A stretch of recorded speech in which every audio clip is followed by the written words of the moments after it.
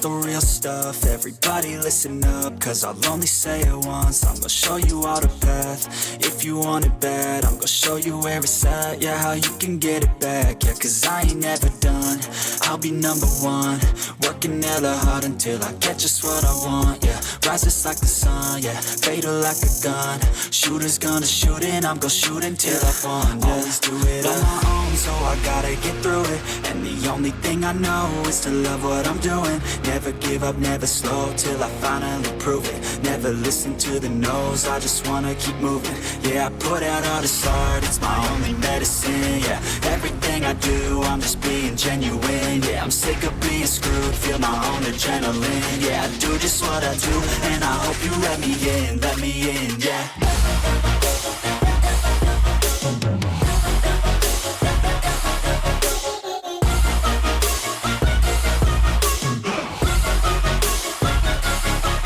Grateful, oh yeah, able, oh yeah, I'm stable, oh yeah, no label, oh yeah, you know me, I have only a path, I'm lonely, but damn, I'm going to win, yeah.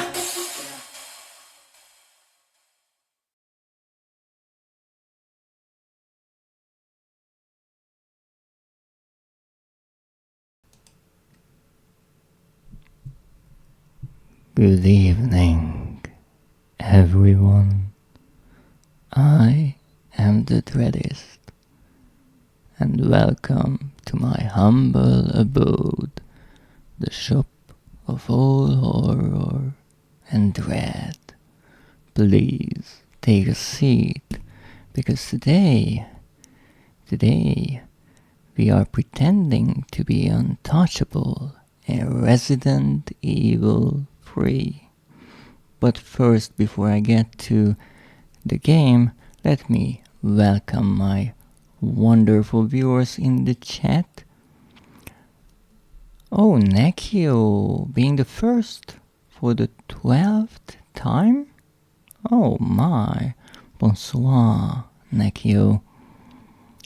And Mr. Tinhead, so nice to see you. I know that I'm shortening your name, but I still find it rather rude to call Pyramid Head ugly. He is wearing a rather fashionable hat, helmet, pyramid. I'm not sure what that would be, but it looks nice on him. You just have to admit that. Me first? Yes, indeed, you were the first, Nekio. And Link! Oh my! Welcome in, Link. Good evening. Headgear. Yeah, that might be the correct word.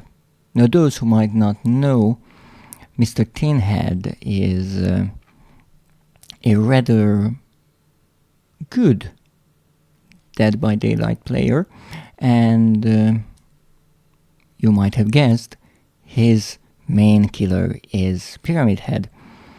And let me tell you, he has an absolutely lovely skin for Pyramid Head with some flayed skin. It's just gorgeous. So, how is everyone doing on this lovely day? Bonsoir. Yes, indeed, Nekio. How are you doing?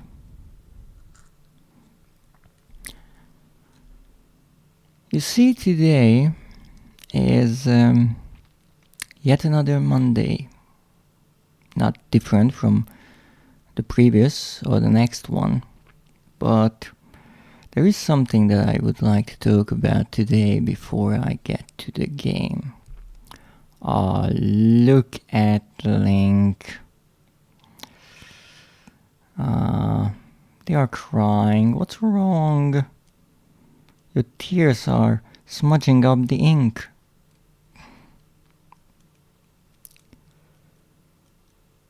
I'm good. Going to the gym soon. How are you? Oh, yes. Nekio is still working on his muscles. I hope that it's going well and you are not too sore. Well, let's say that I'm alive, which is a good start. Most people don't really appreciate that. Gotta go, gotta drive. Thank you for joining. And please, have safe travels. Adios. Oh, maybe I have to learn good evening in Spanish too soon. Who knows? But as I said, there is something that I would like to talk about, because even though I try to keep my streams focused on the games, I am a part of the streams as well. And the more I stream, the more I realize that, well, anyone can stream these games, anyone can upload a video to YouTube. The real difference between two streams is not the overlay, the background music, the flashy live 2D model, but the person behind it. Now, for the last couple of weeks or so, perhaps months, I've been not really pleased with my streams. I don't think they are anything special. Well, they are decent on the better days, but in my opinion, not really worthy of watching. And they are the average stream length, as far as I know, around 4 hours. So why would anyone want to watch someone for that long? If every stream is like the other, well, as I said, the big difference between streams is the streamer. And I can try to blame my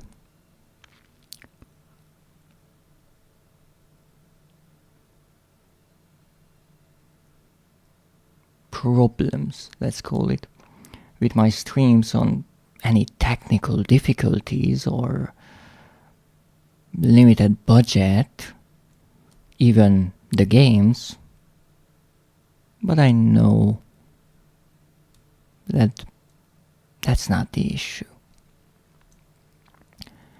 Now, ever since I started streaming, I tried to mimic other streamers, be lively and animated, because it seemed like to me that viewers like that. But in reality, I am anything but. I am an old, broken monster. My energetic days are far past behind me. And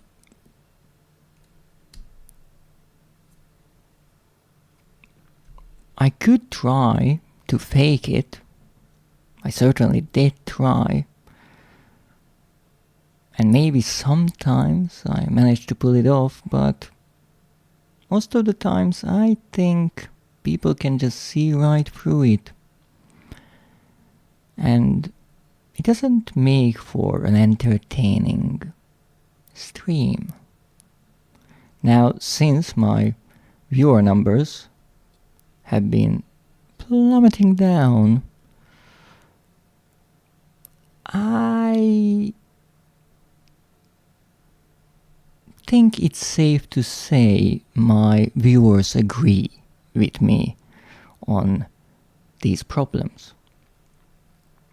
And so I was thinking, what could I do? How could I make my streams somehow better? Even after more than a year spent with streaming, apparently I haven't improved much. Now, if you ask a streamer for advice, they will most often say, just be yourself, which sounds really good. You have to admit that. It's easy to quote as well. And to be honest, it's not bad advice. However, the problem is for me, who am I? You see, I spent a decade in a nightmare, and even though I managed to crawl my way out, I am left with a broken mind, and I am just a shell of the monster I once was. Now, ever since I tried to return to my old self, be like the person I used to be, but it's difficult. When I try to think back, all my memories are blurry and faded. I always find notes in my shop wrote by me about things I experienced, I did, I cared about. But I don't remember writing them. And as difficult it is to admit, I think I should just accept the truth that I will never be like the person I once was. And I will never become the person I could have been. Those times are in the past. And I should just let the past go. But that's difficult if you don't have a present.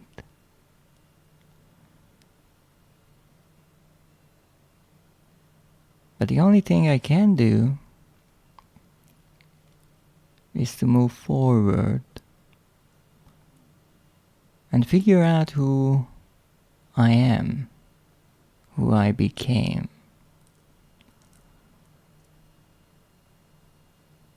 And as some streamers say, when you start, when you don't have so many eyes on you,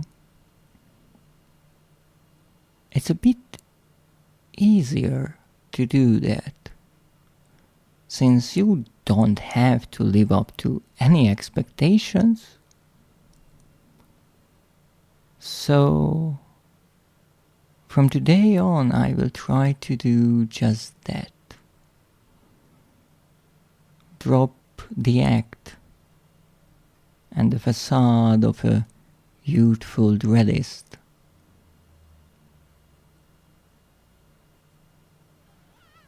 and see what happens.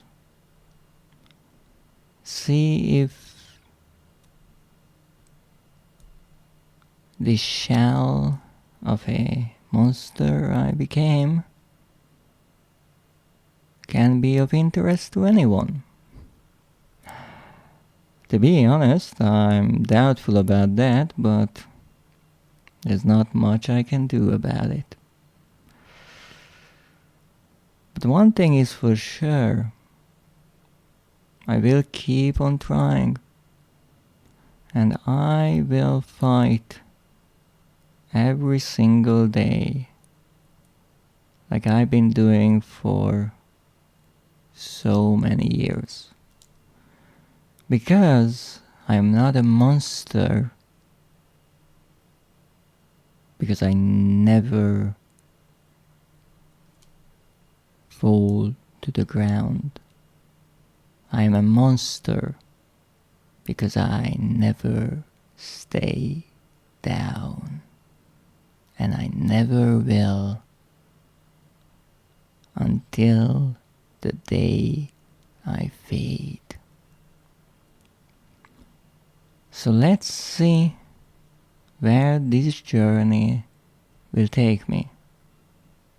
And I hope that some people whom I can call my wonderful viewers will accompany me. And together we'll have some fun times. Mostly filled with horror and of course dread. So let's see what we have today. And also let me read the chat. I apologize for not responding sooner, but I didn't want to break up the flow. No. Oh wait, that wasn't for me. No, it wasn't. Even though I still think that you might be a bit harsh on yourself. Incorrect. I'm going to place all the expectations on me and then be disappointed. You see, that is something I would do. And maybe that's the reason why I never saw any signs of you being evil, even though you insist on being evil. Because maybe you are evil towards yourself. And I don't think that will serve you well. Maybe you should just admit that even though life has placed many burdens on your shoulders, you are doing rather wonderfully. I'd say don't try to pretend, don't force yourself, just enjoy what you enjoy. Be freaky.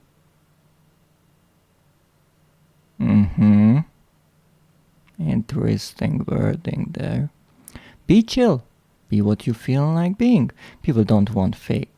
So they either enjoy what you enjoy, or they leave.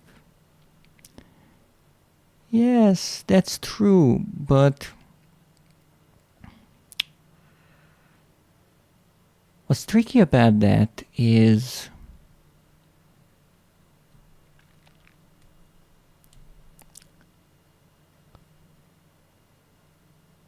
if you actually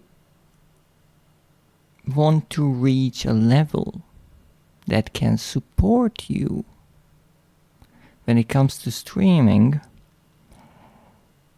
it really quickly turns from a hobby to a job. And some people, I think, look at streaming as a job. And I'm no different. And that doesn't mean that I don't enjoy it. but I want to make the most out of it. Dread wants to fill up? Whoa, quiet, don't say so. Did I say fill up? What are we filling up? You see, my memory is not like it used to be. But maybe I said that. Though I do like the fact that even though Uraite is say so, he notices when I'm not. Now, for the record, I would like to say that yesterday I was working on a number of things and I've been listening, or well, that was the wrong tense. I was listening to Uraite working on his nails. And the number of times when I had to chuckle because of his wording was rather amusing to me. I am evil, yes, absolutely. I mean, look at that emoticon. That is the face of pure evil. That emote's just cute. Heck, yeah, that's about it. I think that's the trick. Whether it's a job or a hobby, the only way to attract people is that they enjoy what they see here. And for that, you need to enjoy yourself. All of that could be taken out of context so easily. People won't enjoy your content if you don't yourself, or if you are forcing or pretending. Anyhow, gotta go. Gago? Is that gotta go? Oh, the language is evolving so quickly, leaving me behind. But thank you for joining, Nakio, and enjoy your gym session. Yes, it is. Wonderful. Now let me see. I don't know, I filled up a new cup of tea. Now that is a wonderful idea. Know your enemy. Yes, sure. Know your enemy.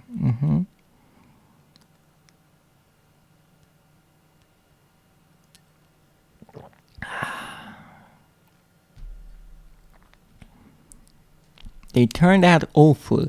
Thanks.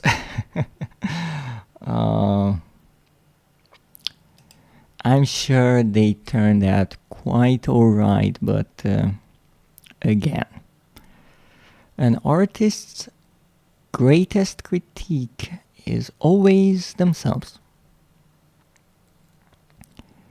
Do you want to take it out of context? That's on you. Oh, right. Yes, it is. And please, take me out of context. I like it that way. Whoa, yes.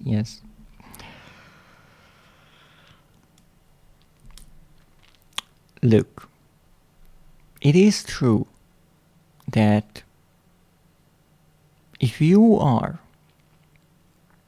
watching your stream with an innocent mind, then it is just a cozy stream about nail polish. But I can't watch your stream like that because I have no access to an innocent mind. And when you started saying how, let me think about it so I quote it correctly. I will not touch the length. Even though I assumed you are talking about the length of your nails, it was all so amusing to me. But hey, that just means that your content can be enjoyed by a wide range of viewers. Of course, I won't make them shorter. Yes, but you didn't say it like that. You sure did not. But I had to touch up the shape. Oh, yes, I know.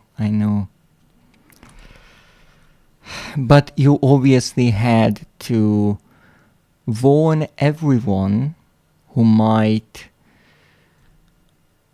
try shaping their nails that they should not stroke too hard. Right, I understand. It's just how it is. You're being unsay-so to me. I don't even know what that means. I understand the structure. Being something to someone, you would need an adjective there. And unsay-so is an adjective, but what would it mean? Indecent to you? But I am not. I didn't say that your nails look absolutely gorgeous or something like that. Even that wouldn't be indecent. That would just be the truth. They look bad. Now I have to admit that I did not stay for the whole stream, but the first base coat looked really nice. They have so many mistakes. They are not mistakes. It went downhill, of course it did. But here's the thing. You are not a machine. With machines, there's a plan, and that plan is turned into a product. And each and every product looks the same. They are sterile and soulless. Real art includes mistakes. Because you imagine something, but it will never turn out exactly like that. There will be little cracks and flaws, and that makes it human. I am a mistake.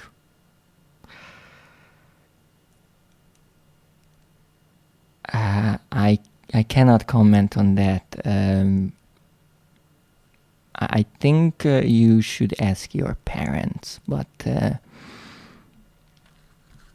I will stay out of that conversation. Wait, what? Yes. Just stay with wait, what? Now let's go to the game if my PlayStation is not in sleep mode yet. Now, as I said in my weekly schedule, today we are pretending to be untouchable in Resident Evil 3. But what does that mean? It means that we are hunting down another trophy. And this is a rather lovely trophy that I didn't even know for quite a long while that it would be. Pretends to be shocked. Oh, I know. Me and trophies, never. But hear me out for a moment. You see, last time I somehow managed to get an S rank on standard difficulty, and that gave me 4 records, so we have some points to spend, and not 1 but 2 trophies. And so we only have 4 trophies left in this game. Now, 1 is the platinum. We can't really do anything about that. 2 are hidden secret trophies. I know that one of them is for the Inferno run, but that's later on. But the next one we will try to get is this one. Complete the game using 1 or fewer recovery items. Now I have to admit that when I first read the requirements of this trophy, I was a bit surprised, because using 1 or fewer is rather specific. As some would say, it is oddly specific. So what is up with that wording? Now,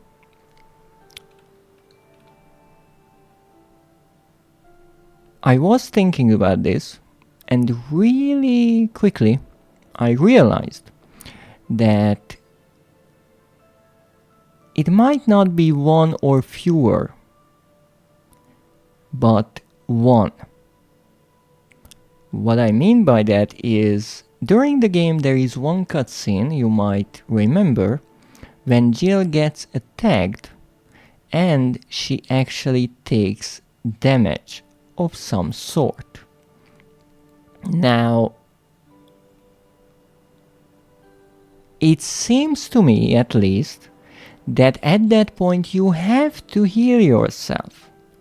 So the developers allowing 1 recovery item to be used is not them being generous and allowing you to make 1 mistake. Quite the opposite. It is necessary for the game. It is necessary to heal at least once to complete the game. Or at least I think, but we will put that theory to the test. However, first, but Dread, that would be mean. Well, I don't know if you played any of the Resident Evil games before, but the developers, when it comes to records and trophies and challenges, they can be a bit mean. I mean, there are some really difficult trophies in these games. And I wouldn't say they are impossible, but you need a bit of patience and dedication to get all of the trophies. And if you're mad enough to not only go for the trophies like I do, but be a completionist and do all the challenges and records in the game itself, then you will have to face some rather questionable challenges. Do you think I'm a brave person? Well, I watched you play a horror game before, but to be perfectly honest, again, I'm a monster. I'm not really scared of horror games. To be perfectly honest, I cannot name 1 horror game that really makes me scared. I'm not sure if it even exists. But I honestly don't think the new Resident Evil remakes are that scary. They are closer to action horror games, in my opinion. No, let's not confuse the subgenres. Survival horror is mostly about inventory and resource management. and not about jump scares and scaring the player. At least most of the time. There are obviously some rather lovely sequences. For example, in Resident Evil Village, you have the Benevento house or manor, I think it was, which I adore. Oh heck, I just remembered I have to go to the hospital this week. I don't want to. Well, I hope that it's nothing serious. I'm very scared, but that's respectable. Again, I know horror games are not for everyone, and much like how I watch other streamers play platformer games, because I'm absolutely terrible at them. If you want, you can watch others play horror games and still get to know the story or why some people like them. Legit, yes. So, let's see. First of all, we need to gear up. So we are going shopping. Now where is the point shop? Here's the shop. So we have exactly 86,000 points, and from those points we have to save 62,400. Why? Well, because I don't want to screw myself this hard. So one of the trophies is playing through the game on the highest difficulty. And I want to use this infinite rocket launcher because I have the delusion that it will make even the hardest difficulty manageable. I don't think so, but humor me for a moment. Now, you get points for completing records in the game. And even though I only have 4 trophies left, there are more records. And I don't think that I will or even could complete all of them before I tackle the Inferno difficulty. So I have to be careful not to spend too many points. But we can still buy something. Now, we have 24,000 points to spend, around that much. No, I never checked, but I assume that completing all of the records in the game will give you the exact amount of points that you need to unlock everything. At least that would make sense in my head. I really sure hope that they give enough points to unlock everything, because that would be rude that you have to miss out on something since you can't even reset the things you purchased. There is no such option or button. So let's see what we can get for this playthrough.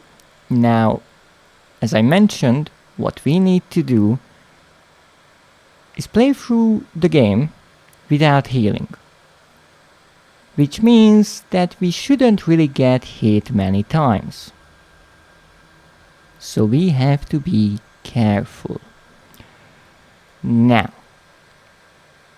one way that I think could make this playthrough extremely easy is the recovery coin, or are the recovery coins, since you can purchase 2.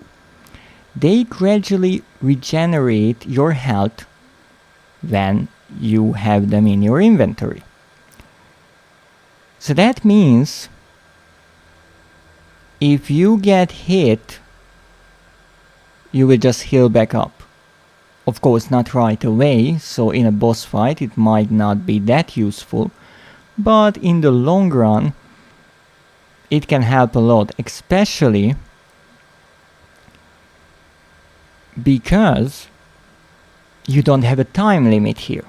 So if the coin takes 2 minutes to heal you, and I just said a number, I don't know, then you just wait 2 minutes in the donut shop. Problem solved. So you're using a coin because you're cheating. Quite the opposite. That would be probably you. But no, I will actually not use the coins exactly for that reason. No, first of all, I'm not sure if these count as health items or health recovery items. Maybe, maybe not. But I don't want to make this playthrough too easy. I want to keep some of the challenge, some of the difficulty. So I won't be using this type of coin. Now we have the defense and the attack power coin, but I don't really think I will mess around with those. No, I do want to use infinite weapons, so the crafting companion will probably not be that useful. And also, because I played on standard difficulty last time and I know how much the enemies can hurt you, this time around I will be playing on the easiest difficulty. You might say, well, that's the easiest. Where's the challenge? Fair enough. But again, I can't get hit throughout most of the playthrough. So let's try to balance things out. Now last time I used this lovely assault rifle because this is my only infinite weapon. I do have the hot dogger, which is a knife and thus it's kind of infinite, and I have the samurai edge, which is a stronger pistol, but it's not infinite. So I decided, let's buy the infinite handgun, the MUP, a very well balanced 16 shot 9mm handgun. Its pinpoint accuracy has led to its adoption by countless militaries. So this is the pistol I'm going with, and I'm also taking the assault rifle just to make things interesting. Yes, let's purchase it. No, in every playthrough I try to unlock something new or try a new outfit to make it interesting. And this time around, we're buying this lovely gun. The purchased weapon can be found in the item box in-game. Now indeed, as I mentioned, when I was doing my playthrough without opening the item box, all of these items that you buy can be accessed through the item box. So, if you want to play through the game without opening it, you can't use any of these items. And that's why I think the trophy for that playthrough is among the harder ones, the rarer ones. Now I'm also going to buy these two, because I'm curious what happens if I have the lockpick and the bolt cutters before you normally get them in the game. No, I haven't done this before, but I think this is a good time to do it. Now we still have more than 10,000 points to spare if things go wrong. But for now, I think this will be good. Welcome in, Elior. How are you doing today? Now let's go here and choose a custom. Now I played as the default originally, and then the stars outfit, which you can buy from the item shop, and then I purchased the DLC for the classic. I think now we are going with the stars gear. Doing good, that's wonderful. No, my nose. What is it that attracts people to my nose? I'm not sure. But I have to say, from up close, your finger looks positively delicious. I'm sure you wouldn't mind a bite or a lick. Just a taste.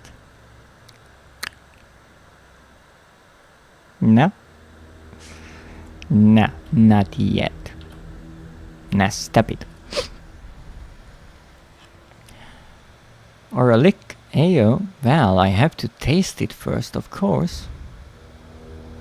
You don't just bite into something that you don't know. Most of the time. So,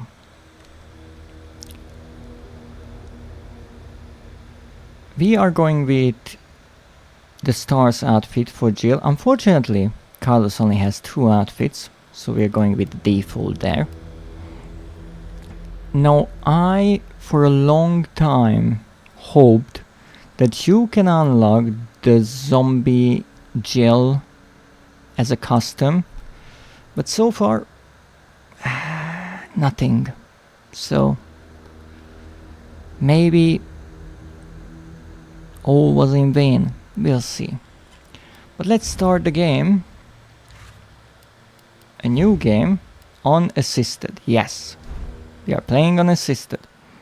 Now, I played this game so many times now.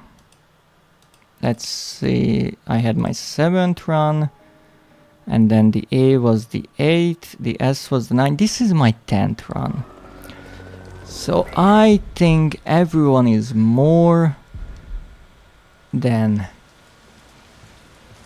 familiar with the game overall. But I have to say that it's quite nice to see how I started this game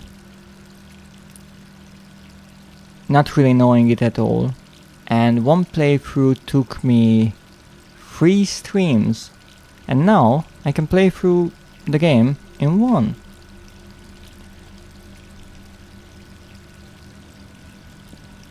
Now let me show you that zombie look that I mentioned. So here we can actually see an absolutely gorgeous zombie Jill. But I'm doubtful if we will get to play as such. I mean, look at her, she is just gorgeous. Now, you do get to unlock this model in the model viewer, but No outfit as of yet. Yes, that's fine.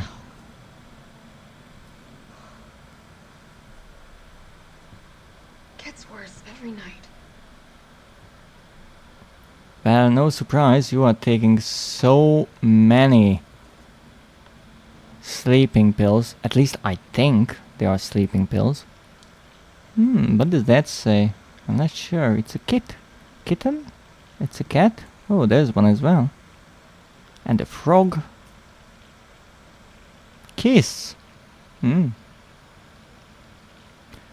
know that Jill was a fan. Green herbs! And there's a green herb sticker as well.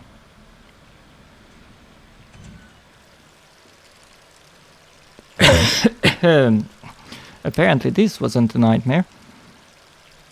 Indeed, the tap was still on. Look at that, the old school outfit. I think this is from Resident Evil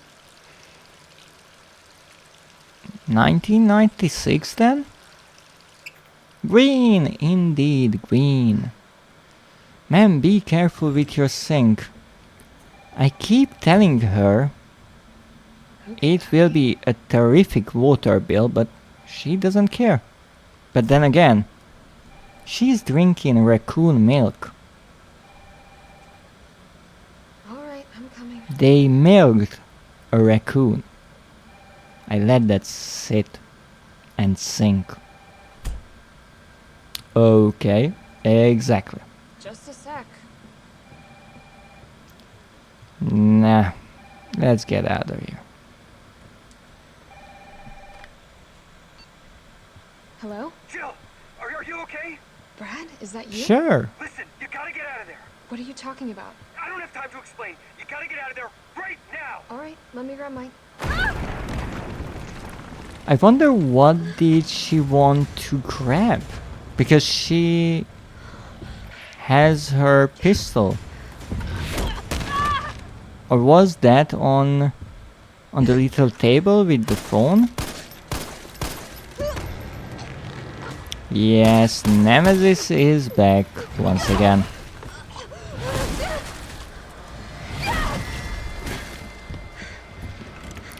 If only I could dodge What the hell is that thing? as accurately as Jill can in the cutscene. We're just besties like that. You and Nemesis? Good for you.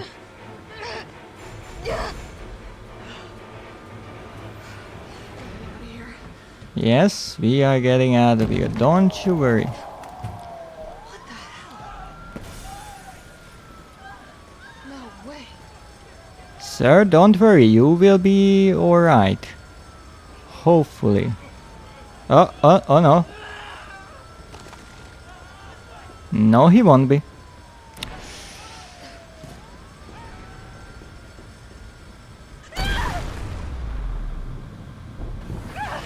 Slow motion carnage. And we see the tentacles for the first time.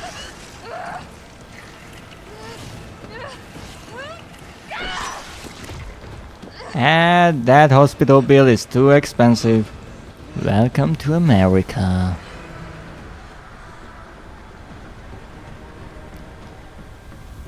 More specifically, America in 1998. I'm not sure if the healthcare system was as expensive back then.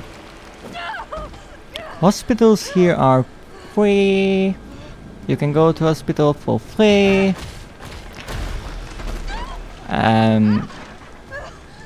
As much as I understand how that can be a good thing, saying that you can go to hospital for free sounds like an odd hobby to me.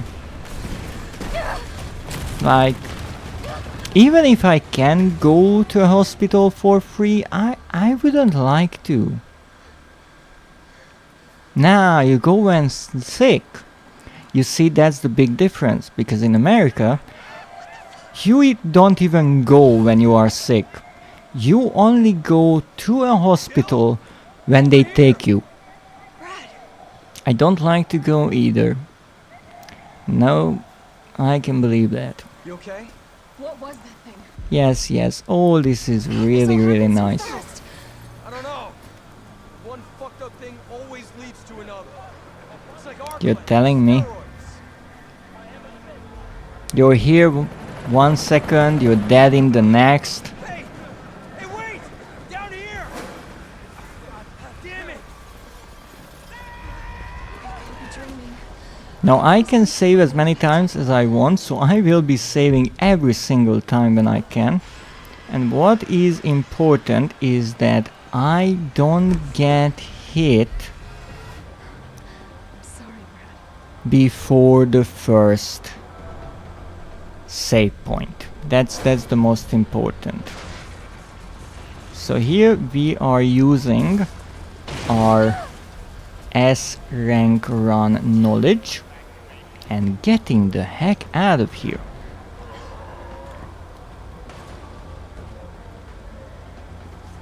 You! Down there! Get to the parking garage! I know. Parking garage. Now I actually have Sir, a are you plan for this playthrough, Don't come any closer! and we are not only trying to get helicopter waiting to take you to safety. the playthrough record and trophy, but also there's another Far, I can The take only you. safe place! record that I think we might be able to do if we are smart enough. Interestingly, we have the assault rifle. I guess that is because I'm playing on this difficulty, but that's not the infinite one, so we'll just switch it out.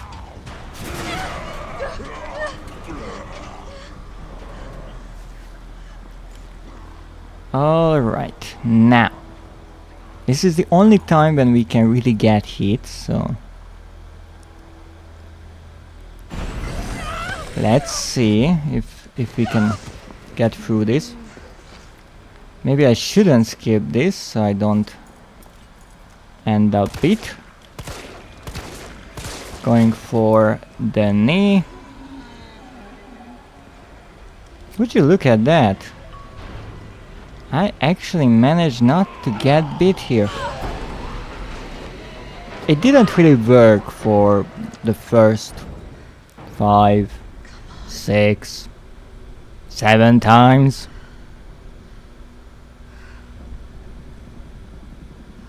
But hey, practice makes perfect. Okay, enough with the cutscenes.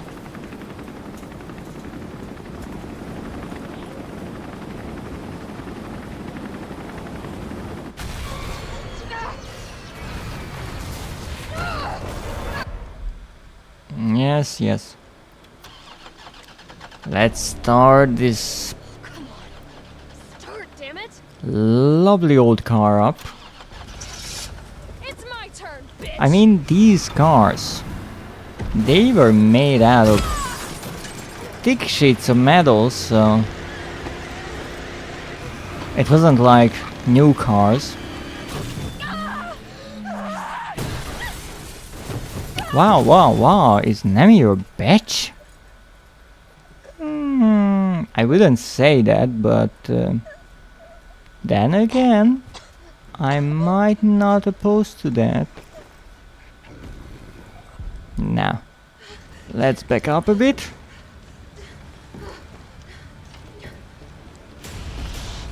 Hey! Fuckface! I think this was a bit ruder, honestly. Look at Carlos being cool for the first time in the game, I got you. and pretty much the last as well. Wow! What wow? You asked, I answered. I think we're in the... Yes, we are in the clear. Oh, come on. Who's the What's funny dipshit to me is Nemesis literally dodges rocket shots at another point in the game, and with Matrix-like speed. Nothing. Oh Seen yes, anything like it. But it's no zombie. It knows what it wants and won't stop till it gets it. Don't you like that in a man? he is certainly a specimen, and I promise you're in good hands. that makes me wonder Umbrella Biohazard why UBCS for short. Umbrella Are you kidding me? or some other company Fucking never kidding me? You guys are the ones created who caused all of this. another Nemesis What are or you talking about? We're just here to help you. a new BOW based on the Nemesis project, because Your company is you could responsible for say infecting everyone. that Yeah. I don't know anything about all that. after the Raccoon City I'm going incident, to the shelter. Umbrella got into hot water, and they didn't have time to create another Nemesis or sell it. But the thing is, even though the laboratories in Raccoon City got destroyed, we don't know if there were other Umbrella sites in the US. Moreover, from one of the notes in this game, we know that the Nemesis project and Nemesis himself was created in Europe by the European branch of Umbrella.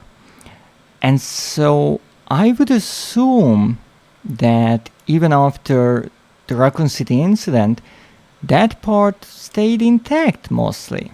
So they could have worked with this idea again, and even if Umbrella decided not to, after the company was shut down or destroyed, pretty much every information was bought and sold on the black market. So it's kind of odd to me that the Nemesis parasite was never reused again. No, there is the Plaga, which is a similar parasite as far as I know, so maybe in Resident Evil 4 there is a mention of a link between the two, but I don't know because I haven't played the remake yet. But we are in an ad, and you know what that means? That means we have to look for a word. What do we get today? Ephemeral. Oh.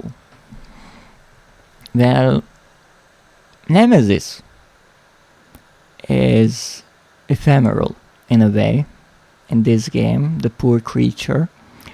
Because ephemeral means short-lived or having a really short life. And as far as we know, when after Nemesis was created, he was shipped to Raccoon City and then sent out to hunt down the remaining STARS members. Now, as far as I know, at this point in time there were only 2 STARS members in Raccoon City, which means that he probably didn't spend much time going around and hunting down others, even though, now that I think about it, I don't remember a specific area where he might have been dropped. But imagine Nemesis just casually strolling down the street towards Jill's apartment. That could have been a sight to behold. But he lives for around 2 days, I think. because he appears here in Jill's apartment. No, Brad knows about Nemesis somehow. We never get to learn about the details, but after that we are running around a bit. There is a time skip when Jill gets infected, and I think a day passes there, but Nemesis is killed pretty much right before the nuclear bomb is dropped on Raccoon City, so maybe 2 days or less is the time Nemesis was active for, which is kind of a shame. Now again, I like to imagine how proud the scientists could have been when they created Nemesis, because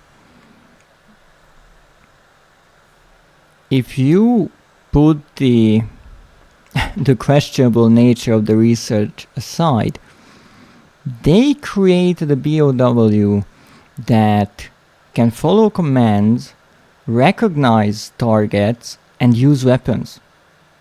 Whereas the zombies created by the T-virus were attacking everyone. They didn't really care about targets, and they certainly didn't follow any commands or used any sort of weapons, as far as I know. Later on in other Resident Evil games, we see zombies using melee weapons and some even guns, but those are created with different viruses. But that's enough, let's go back. Yes, great to see you here. Yes, I have the radio. And I don't have to look for notes. I don't have to look for Charlie dolls. I cannot tell you how liberating that feeling is.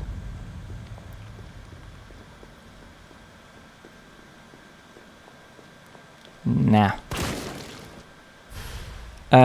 Actually, I don't want to pick that up. Now that I think about it, I will pick everything up because why not, but it's pretty pointless. Because you see, we won't be using any herbs or sprays, and that is one of the reasons why I chose not to buy the inventory expansions, my bad, because I can save so much space in my inventory, so many slots, just by not carrying health items. I can just throw them away. I can't use them anyway, so why bother? And I also won't be using any of these weapons because I have my infinite ones. So let's see what we can carry around. First off, Hot Dogger as the knife. The Infinite MUP handgun, the new one, as the pistol. The Infinite CQBR assault rifle. I think that stands for close combat battle, maybe? I'm not sure. And we're also picking up the lockpick, the bolt cutters, and the STARS field combat manual. Now let's see how this pistol works. Indeed, it has a 16 bullet magazine. Lovely. And now I can open this right away. Isn't that lovely? Shotgun shells. No, there is no infinite shotgun in the game, so the shotgun shells are still useful.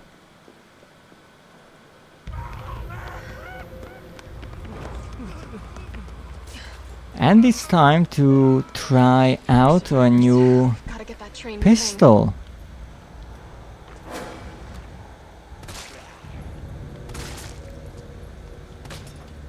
It's rather quiet. The crosshairs really quickly move in, so the accuracy is rather high. It's a lovely weapon, and it was 12,000 points, something like that. I don't really need bullets. Actually, I don't really need bullets or health items, so the only thing I might pick up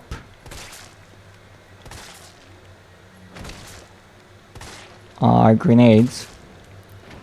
And again, we are playing on assisted, so let's not forget there is extra aim assist. This gun might behave differently on a higher difficulty, but right here it works just flawlessly. I also just remembered why I carried this barbecue knife around in other playthroughs. It's a lovely light source positioned right above Jill's hips. Let's say hips.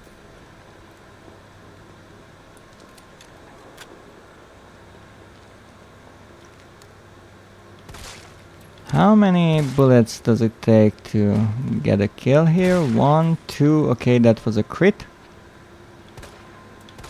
That's 1, 2, 3 or 4 shots. That's great.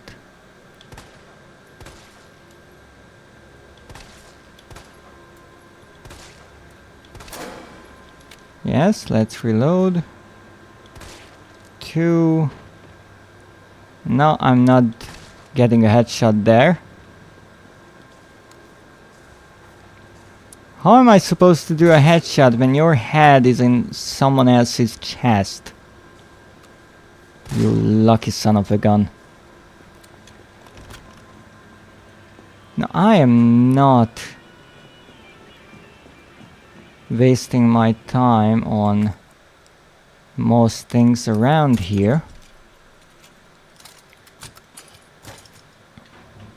Weapon parts, for example, are rather useless to me now. Well, most of them, because I won't be using those weapons. The grenade is good, let's keep that one, and let's save. Assisted. Here we have an assisted one, let's use these two.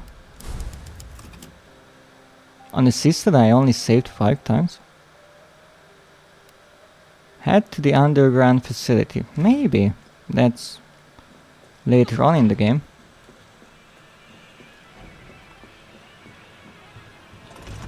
Now get the zombies. Again, we have to be careful. And these are the areas where you can really get into hot waters, because there are plenty of zombies and it's better to be careful.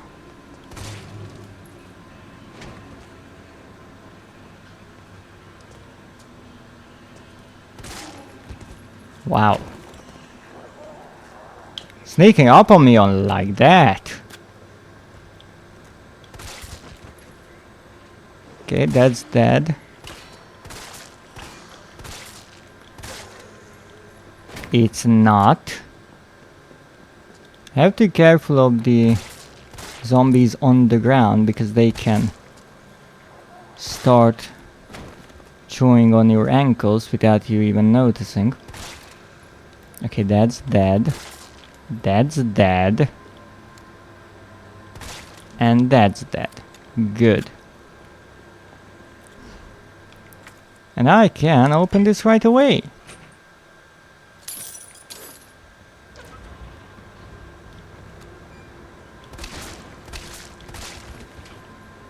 Wow. His blood must have been really slippery. I know there are zombies here. I know for a fact.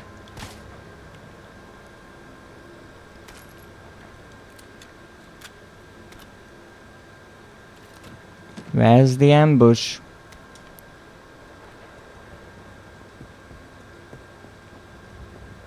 There's no ambush. Probably the difficulty is the difference.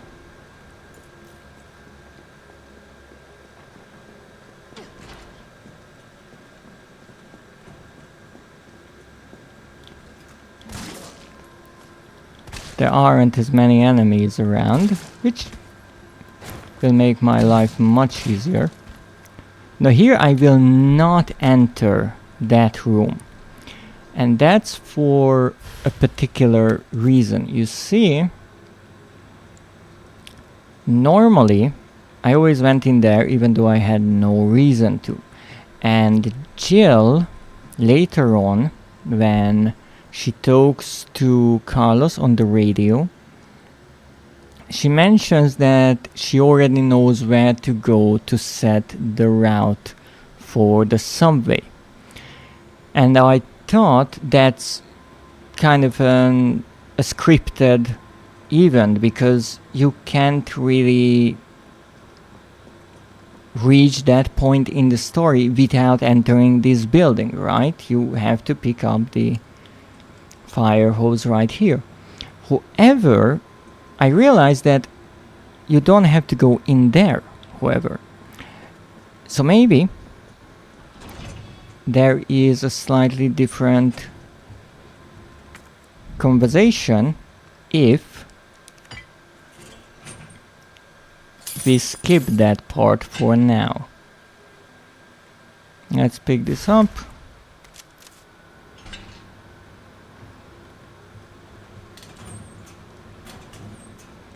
Let's pick up the grenade.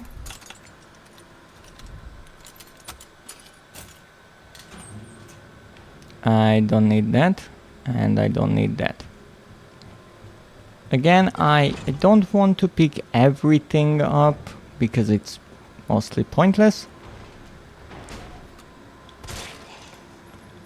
Some I will just to make the playthrough a bit more interesting. Also interesting, I came back here and this zombie did not break down the door until I went into that room, even though the fire hose is outside, so you don't necessarily have to go in there.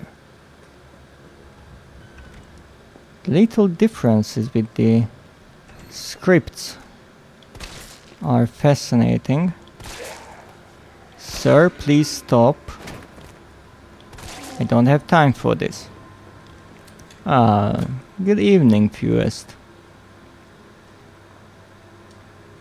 Thank you for the hydrate, the stretch. It's greatly appreciated. Let me go back to a save point. And then I will take a sip of my tea. But please do tell if you have a moment. How are you doing today? Barbecue zombie? Yeah, I don't need this. I still think when I hear certain noises that I'm hearing a Charlie doll, Gotta put this out. when I know for a fact that there are no Charlie dolls left in the game. I'm doing good, that's great to hear. There. Nah. We're good. Is someone in here? Interesting that... Oh, that activated right away because I already have the bolt cutters. That's interesting. Normally you have to go to that part of the room, pick up the bolt cutters, and then on your way back the camera zooms in on this door, but not this time around. Okay, we don't need this. I don't really need the shotgun or the grenades. And let's save. I will just save over these two, switching back and forth, because I think I will notice when I get hurt. Let's take a sip of this lovely tea then.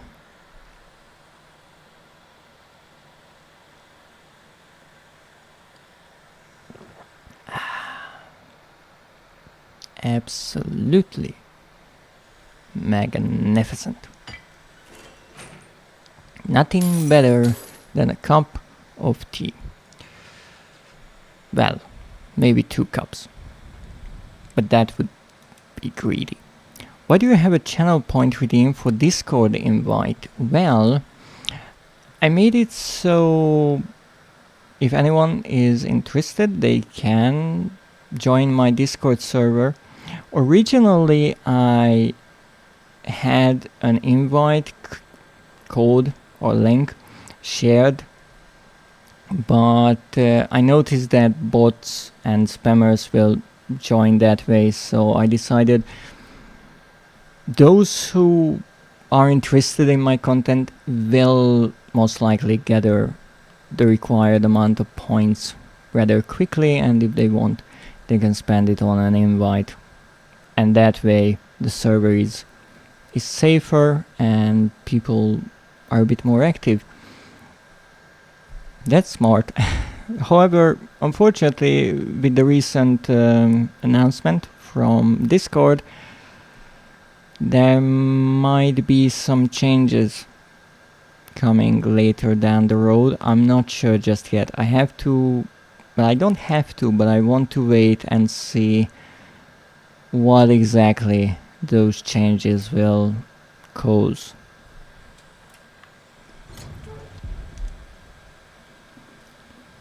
Thank you for the shells. Yes, I already looked into some alternatives, but it's a tricky situation. Because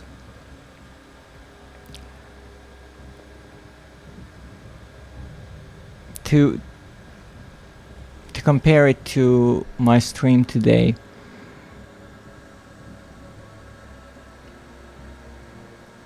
I wanted to do something different. I want to start doing streams in a different way. And so I was thinking, what game should I start with? Maybe I should pick a new game that I haven't played before, or haven't streamed before at least. But I realized that, of course, if I start playing a new game, the stream will be different. But the novelty wears off, and I will just make the same mistakes and end up with the same kind of stream. And that's why I actually decided, let's play Resident Evil 3, because I've been playing this for quite a while. So let's see what I can do with it. with a different mindset. And I think when it comes to people switching from one platform to another, often the problem is that the novelty wears away and the same exact problems return. For example, with X, a lot of people left X, they joined Blue Sky, and then it happened in waves as X announced more and more questionable policies, and some people are still on X. I mean, many of them are on X, but looking at the VTuber community, a lot of people still use X. And even though Blue Sky started out as this safe haven,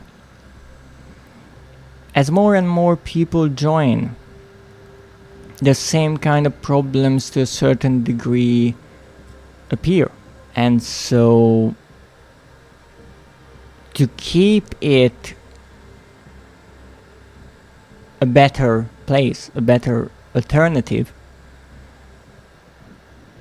the users have to realize, which plenty of people already posted about, that they have to act in a way that Blue Sky will not turn into the next X. And I think the same is true with Discord, because with Discord, it is a great service, it is a great program. I don't say that it's not. However, if you look at it from the perspective of a company, profits, money, Discord started adding more and more and more paid things. First it was the subscription, which made sense. You can upload bigger files, you can have higher resolution video calls, or share your screen in higher definition and certain things like that. And that's understandable. You get features and you have access to things that obviously cost more for the company. And then the next step, I think, was the servers and people being able to boost a server, which to me is already a bit questionable. I guess it was an idea with the bigger a community is, the fancier the server becomes, but it's already pushing people and users in a direction that if you like this server, if you like this community, you should subscribe, you should boost this server. Whereas I think it would be much more transparent if the server owner had the option to subscribe for certain features. And then they started adding the mini profiles and avatar backgrounds and frames and all of these limited time graphical pieces, pretty much turning it into an item shop. They took the idea of free-to-play games and mobile games and they put it in a program. And as much as I understand and respect that if people want to spend money on that, why not? And obviously the company wants to make a profit. But I never understood why I would want to spend money on on these limited time items, and then they started doing crossovers and all that. And the problem is not that people paid for them, because if you like your profile to have these animated graphics and all that, that's wonderful. It's customization. The problem is that at the same time there were news of Discord losing personal data and a bunch of user information getting out or getting stolen, and I guess there wasn't really a response that would have made them focus on the security rather than how to make more money. And it's only now that they announce this idea that you have to verify yourself that you're an adult, that people actually started to say we should cancel our subscriptions, because that's the only way the company will realize, oh, the income is going down, right? We did something that the users don't like. Because in a capitalistic world, you speak with your wallet. And I think for a long time, people just kind of forgot to let the company know what is important for them, which happens in so many games and so many programs. And I mean, even if the users speak, many times the company doesn't care. But it ended up in this mess. And now people are looking for an alternative, but at this point I'm kind of used to the fact that a platform is decent for a few years, and then it gets too big, and comes the time when you abandon ship and go to the next one, which is a small startup, and the people creating it actually care because it's a small startup, and then the same exact thing happens. And that's the ebb and flow of social media at this point, which is not nice to see at all. But I guess this is the one way people can keep the greedy corporations kind of in check to a certain degree. And not to mention with Discord, when I read their post about how you have to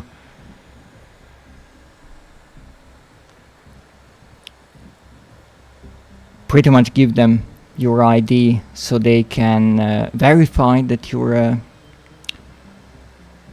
an adult, they included a really interesting line that I can't quote verbatim right now.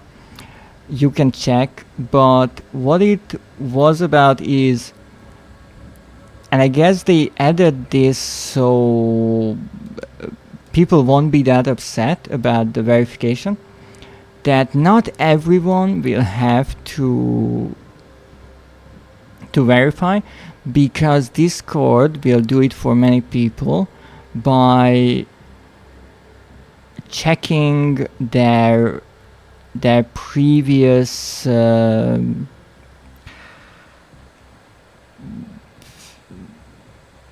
usage on the platform or something like that. And that's rather interesting to me, because that doesn't only mean that someone or some program would check everything a person said on Discord, I'm assuming, But also, how do you verify that someone is an adult based on what they said? I really don't understand that, to be perfectly honest.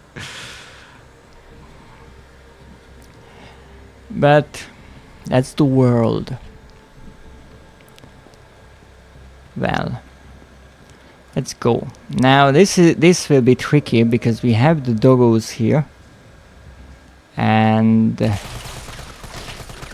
I cannot get hit by the doggos. I hit one, that's right there. I'm not sure about the other one. That was further back.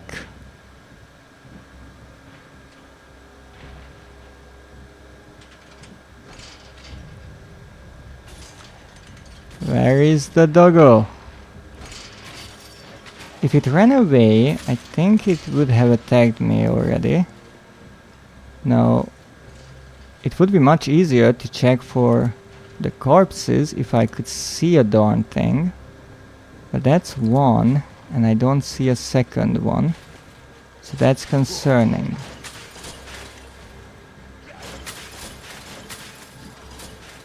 I cannot get hit here, so have to be really careful. Okay, apparently it's dead. I hate the idea of giving my ID to a company that is increasing the chance of being leaked, or for companies to be targeted for that information. Now, really, the use of personal information for a long time has been questionable, because even just the fact that you provide any kind of personal information, or a company through their program or platform gathering statistics based on you, pretty much, of your behavior and interests and all that, and then selling that information to another company, in my opinion, is already rather questionable. Now they will obviously say that it's for targeted marketing or ads, but to be perfectly honest, I already don't like the idea of targeted ads or personalized ads, because if I'm interested in something, I can look it up. And as much as I know ads are a really lucrative business, they never really worked on me. So I don't really believe in the entire hype, because I cannot remember even one time when I saw an ad for something that I had no prior knowledge of, and then saying, yes, I will buy it, and I actually purchased it later on.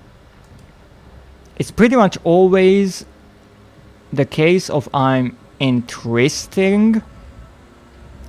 being interested in something, I look it up, I'm learning about it, I'm doing some research, and then Google keeps shoving ads in my face about that thing that I already wanted to purchase to begin with. And when I buy it, I guess they think, oh, we did such a great job. And I'm like, no, you absolutely had no part in it. You started giving me ads about the shop and the item, where I actually looked up the item in the first place, which is, in my opinion, completely pointless, but I know it works, so I'm sure it's some really complex behavior pattern analysis that is just going over my head. But now the problem is that it's not only that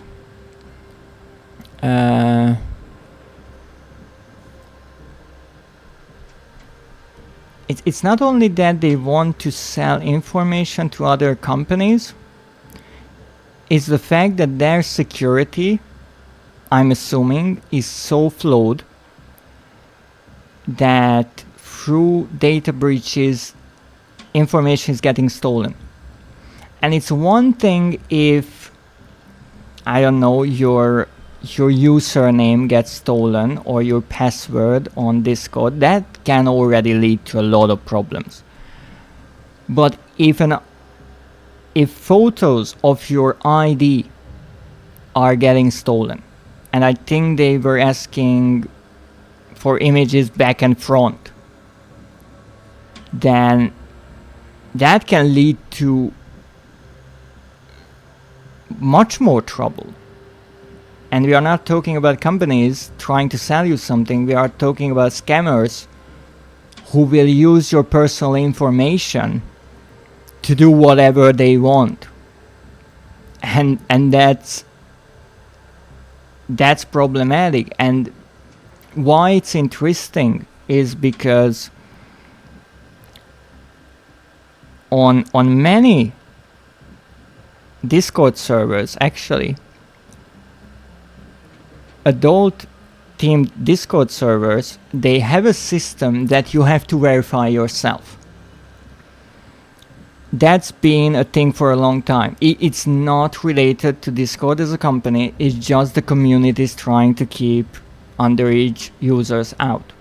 And what they most of the time do is they ask for a selfie of sorts with a piece of paper in your hand and your username and the date or the server name, and also a picture of your ID. However, and this is the big difference in my opinion, what they are doing, they try to link different bits of information. So you're holding the piece of paper with the server, so they know that this picture was taken for this express purpose. The date, so they know that it wasn't taken a long time ago. Your username, and you obviously are showing your face, so your username is linked to your face. And then they ask for only the front of your ID, and you can black out every single bit of information except for your date of birth, which is needed so they can be sure that you're an adult, and your face, because they want to cross-reference the picture on your ID with the picture that you sent them. And so that makes sense, at least to me.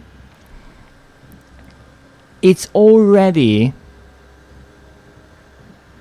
a game of trust of sorts, because do you trust some random server on the internet with that information? But at least they are asking for reasonable things. Now, with Discord asking for every information, I find that a bit much. Because why do they care about your place of birth or your legal name? That doesn't help verifying age. Except if they have access to government databases, and they can cross-reference all that. But at that point, what you are doing, and if you have access to such databases, you are probably working with governments, then you are pretty much linking Discord usernames and thus every word said there to a legal person. So it's really questionable practice. No, I will give the disclaimer that I did not look into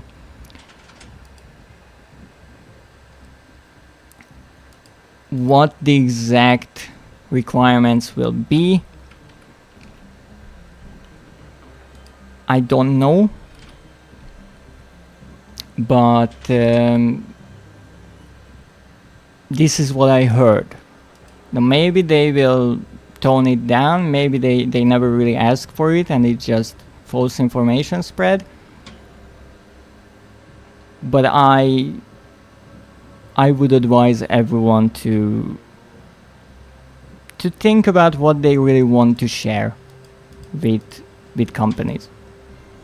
Companies trying to estimate your age with histories of conversation is not accurate to the use cases that want to use it for like ads or age estimation.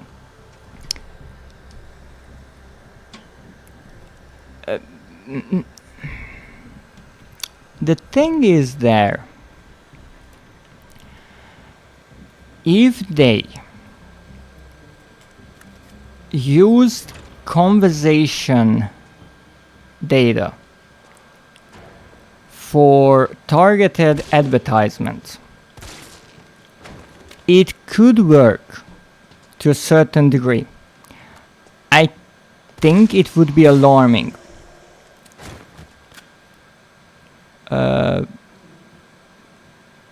Because imagine that you are chatting with someone about I don't know, games, and the next thing you notice is you are getting ads for that game releasing or something like that.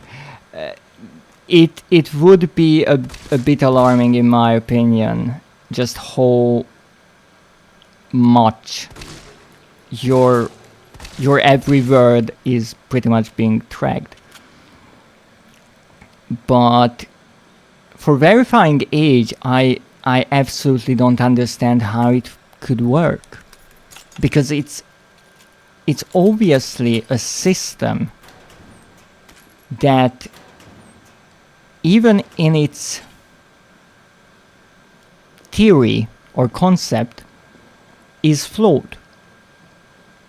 There will be mistakes when they make a false estimation. What happens then? Now, if an adult is told, no, you are a kid, they can still verify and confirm that no, that's not the case. But the other way around, a kid will not complain to Discord that they have adult access, because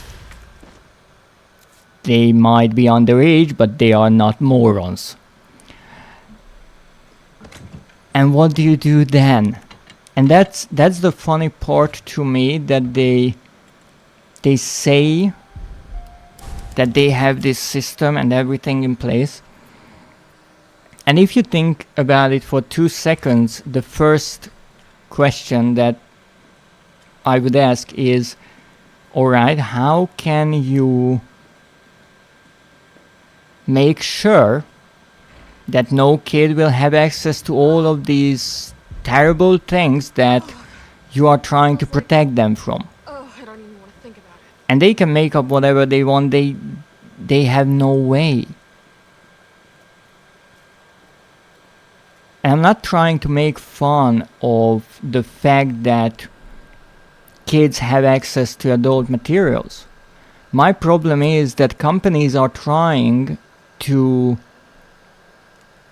instead of actually having proper safety systems in place to prevent that, they are trying to use this concern as an excuse to get more information from people. Because the other thing is, how do you stop a kid from cheating the system?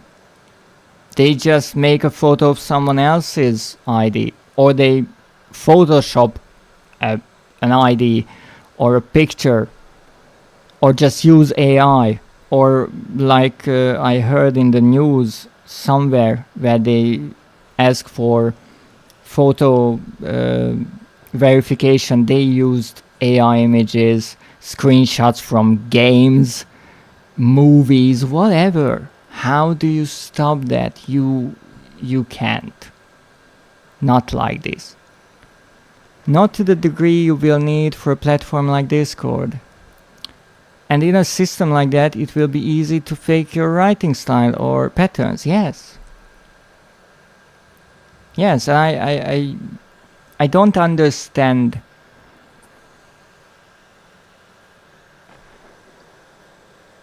how they imagine this could work.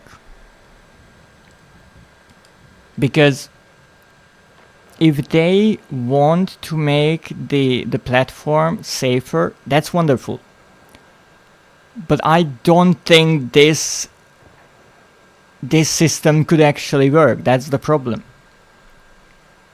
It's not that if every adult will play along and give every information out, then Discord will be a super safe place.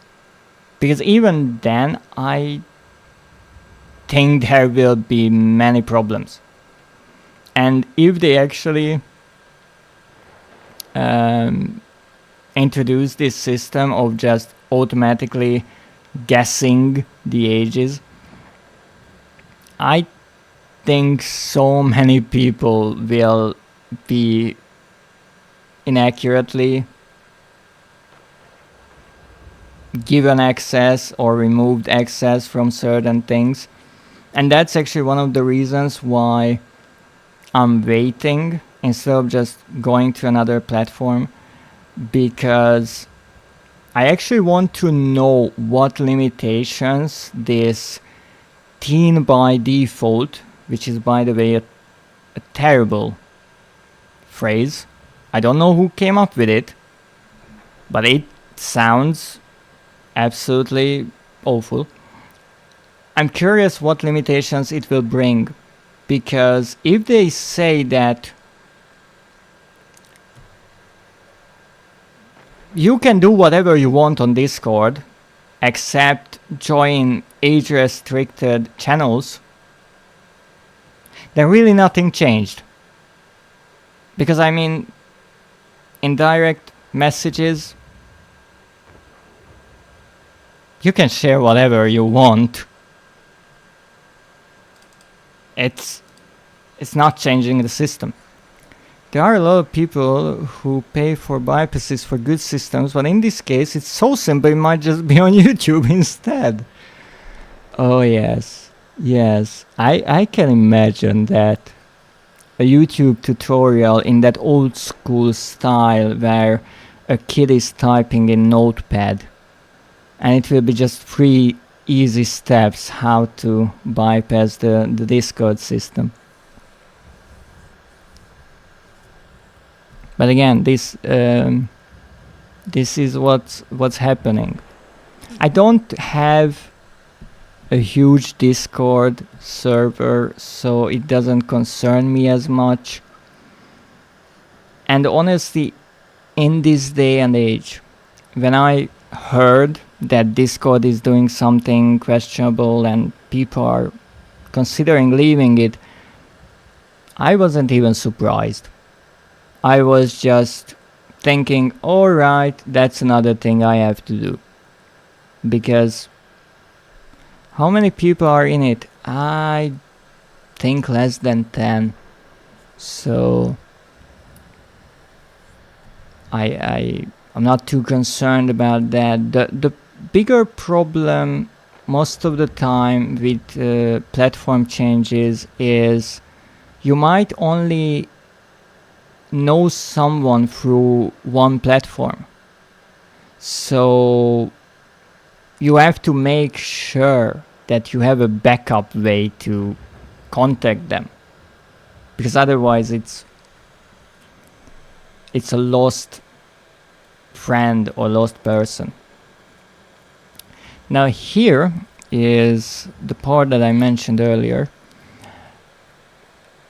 You see, we should go there and get the lockpick, but because I purchased it, I already have the lockpick. Now here, Jill will get attacked, or normally she gets attacked.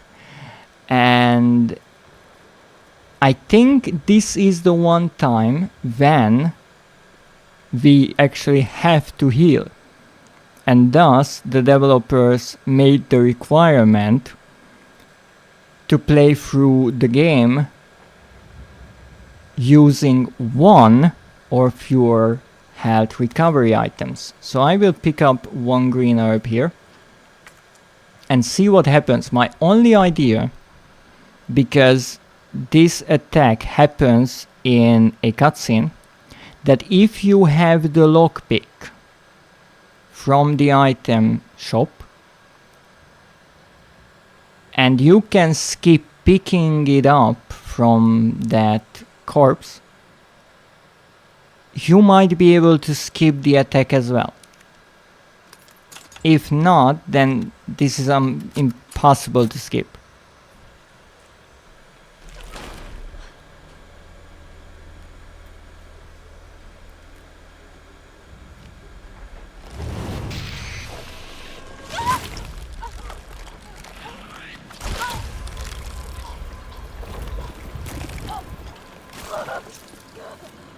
Now you might say that watching this cutscene is a sin.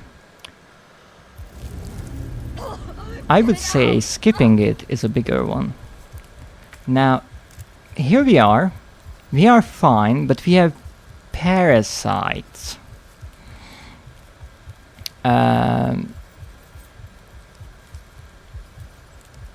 Now, it's a good question if we have to heal. The game normally tells you that you need to use one green herb to get rid of the parasites.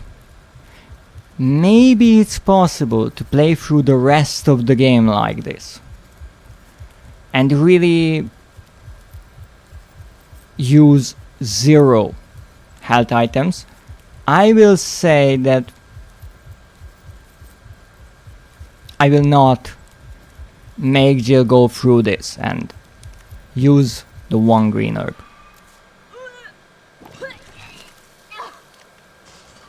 Gross. It is.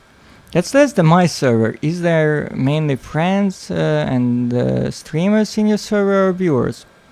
Pretty much anyone who is interested in joining. Now, we don't need to pick up that green herb because we don't need green herbs. The problem is I somehow have to get through this part of the game without getting hurt. And I think that will require a few restarts here and there. But we'll see. We are going with the bigger caliber here, just to make sure. We need to get to 4 breakers and then get out.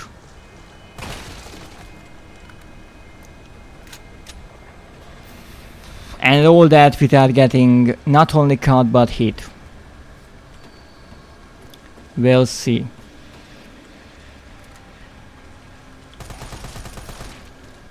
Haha, you couldn't even hit the ground.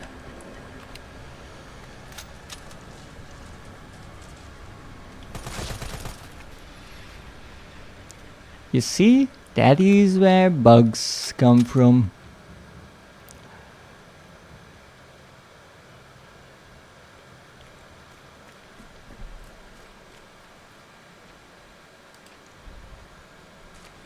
Oh!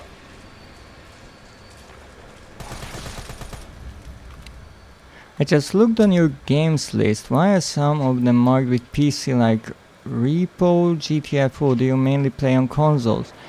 Yes, I play on PlayStation, and the numbers on my game list are the trophies I managed to collect so far.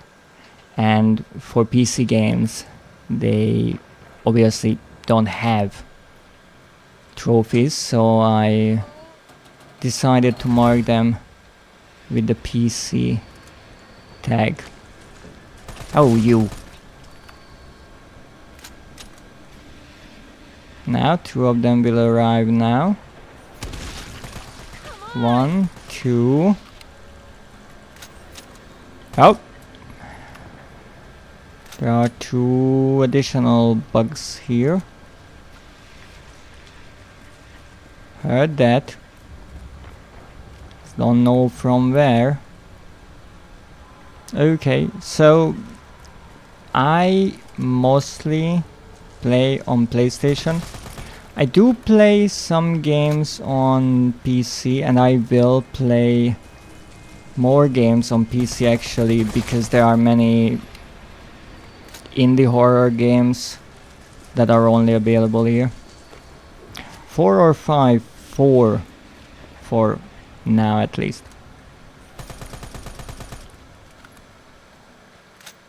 Okay, we are good here.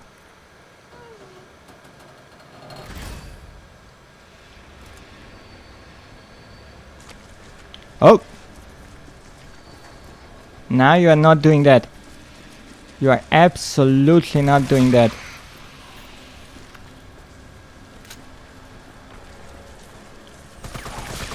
No. No grabbing me.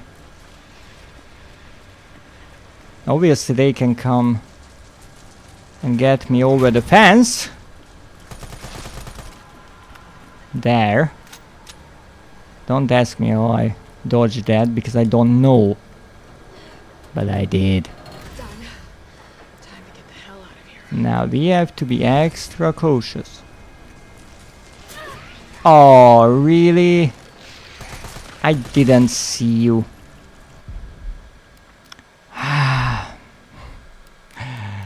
I say we have to be extra cautious.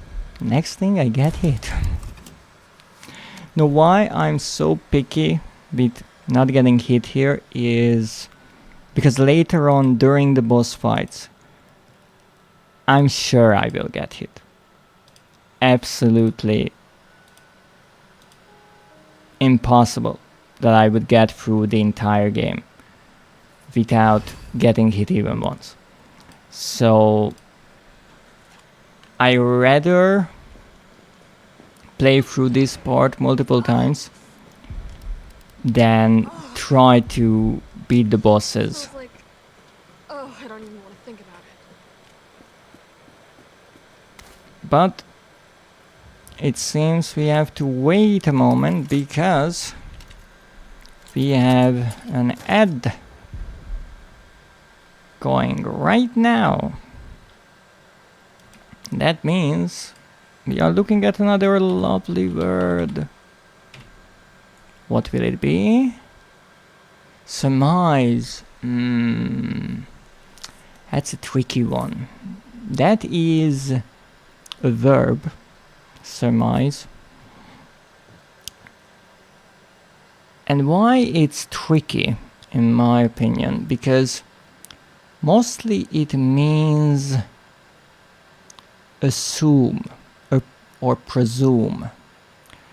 However, the exact definition and the difference between these words are rather subtle. And I have to admit that I could never fully figure out what the exact definition would be for surmise. For some time I believed that it is an assumption based on little or no information, but in some other dictionaries it's actually quite the opposite. So I still have to compare different dictionaries and figure out just what the exact use case is correct for this word, even though it's not as common as assume, I think, or presume. What's your thoughts on FPS games? For some time I would say FPS games were my favorites. I still like the old Doom games a lot. Nowadays, because I mostly play horror games, I don't play as many. I think Killing Floor 2 was maybe the last one that I played, which is a true FPS. Most of the Resident Evil games are obviously TPS, except 7 and the ones after that, but I haven't gotten to those on stream just yet. I actually do have a number of FPS games on my Throne wish list now.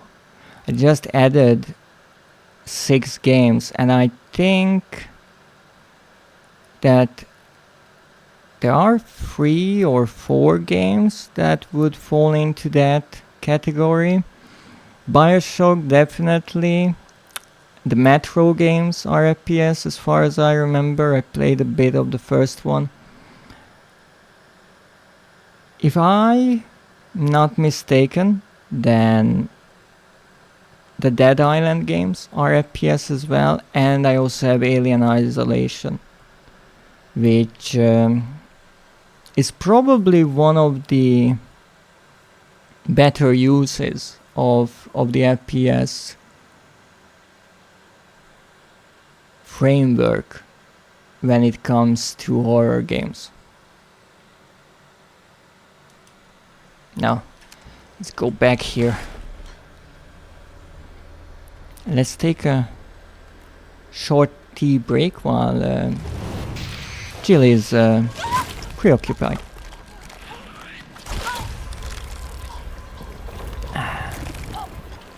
Oh, thank you.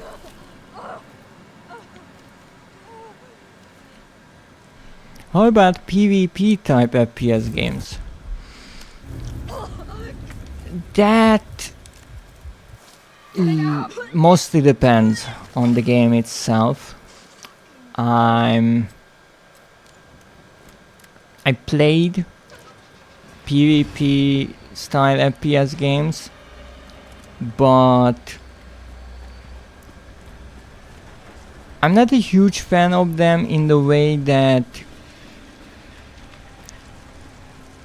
with PvP games, people tend to get really competitive and things can get nasty quickly. I remember that I played Battlefield 3 and 4 and I somewhat enjoyed those.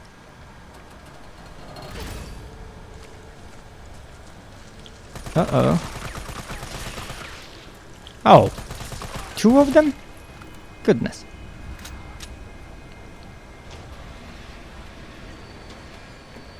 What else did I play? I almost said that I played Fortnite, but that's not FPS. And actually I never played the ballistic part. That is FPS.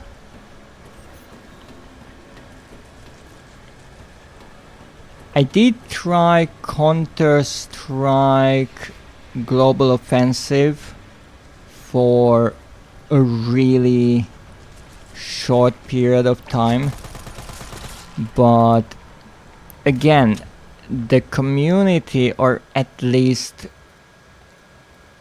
the players I encountered, were extremely unlikable. Let's say just that. And for me, as much as I understand that a game can be competitive, thank you for the follow. Hello from VTuber.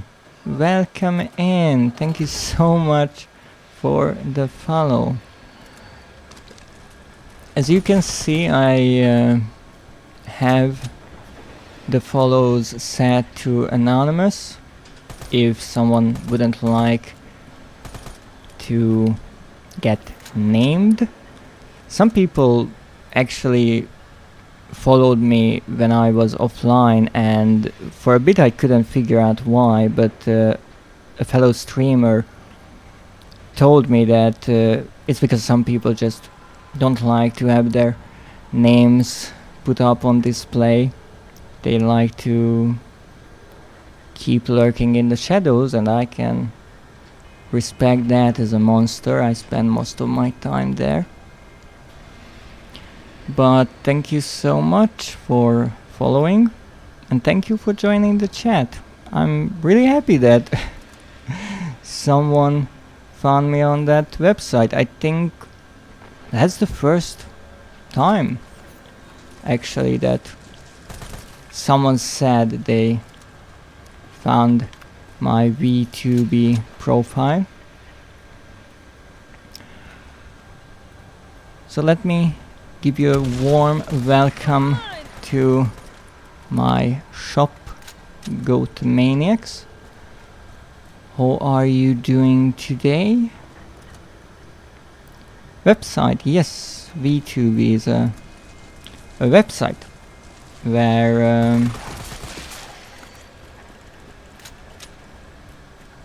you can browse a database of VTubers based on their genres and language, and I got it again. This will take some time.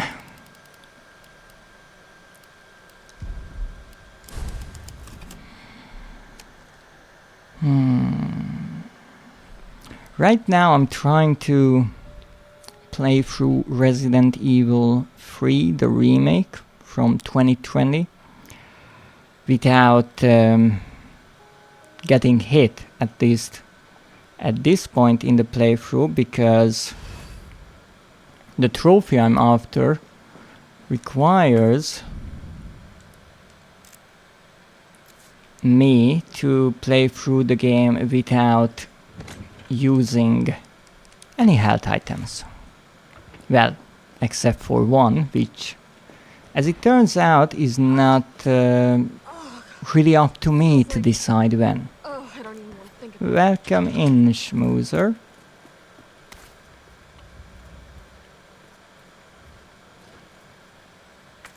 Guten Abend. How are you doing?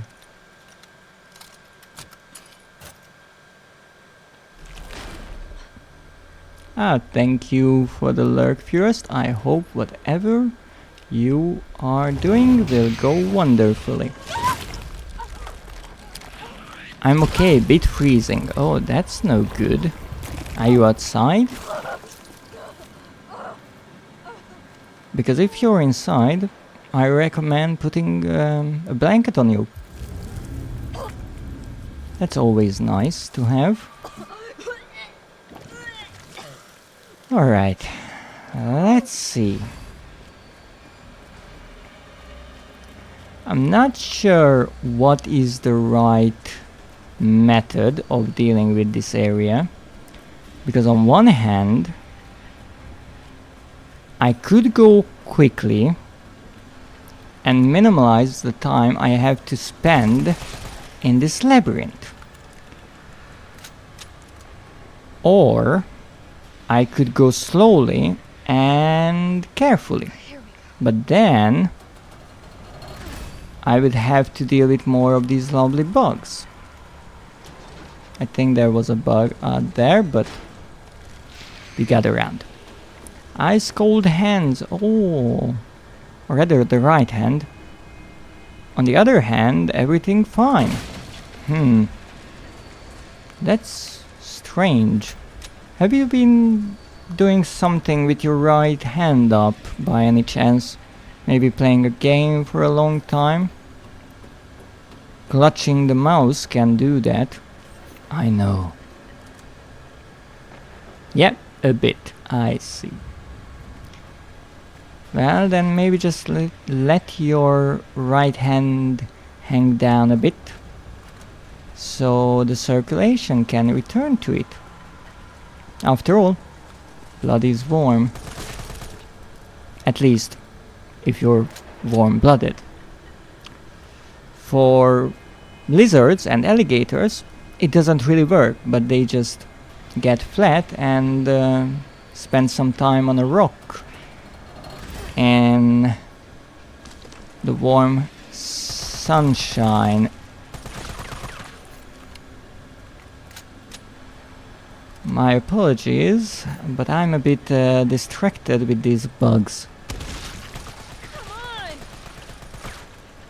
We have such an infestation that even the power is out. Oh, where the heck was that? I'm going to switch to crocheting now. I want to try crocheting a little spider. You do crocheting? I didn't know that. A little spider friend. Why? What why? Uh-oh. That was a mistake. That was another mistake. Let's try to retreat back here and... Oh, you little...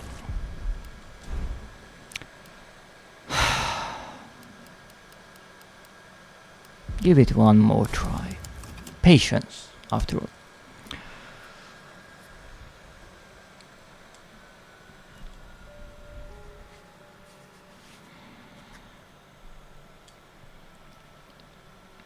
These bugs.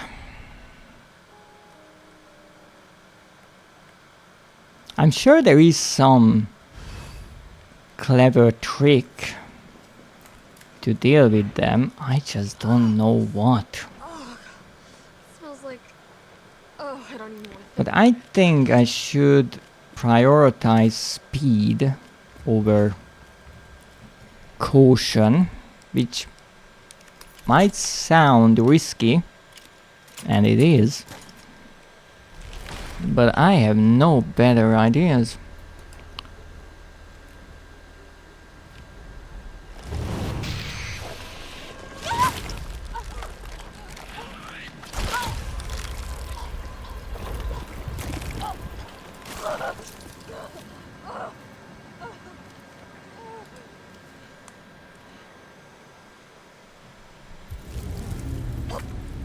I also have to say I find it interesting how the bug here just leaves.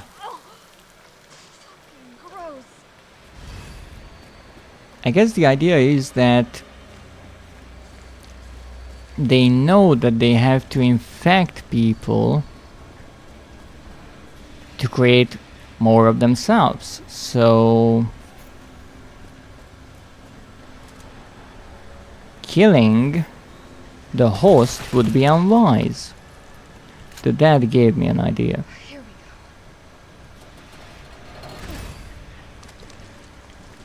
Uh-oh. No, no. You're not doing that. Again. This first breaker I'm good with. The fourth is where things get ugly. Especially the escape, I would say.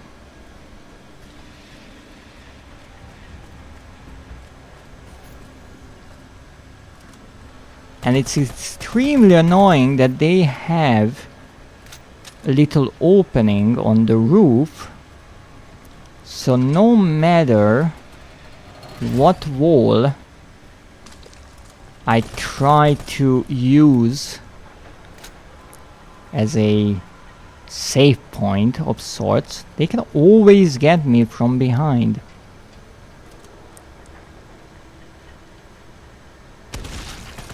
Alright, bugs.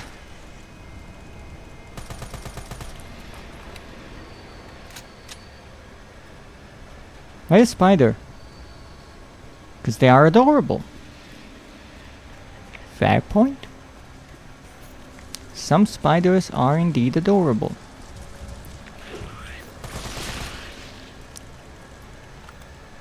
Alright, now I think they cannot get me from behind the breaker box. But they can get me from the wall. Of course.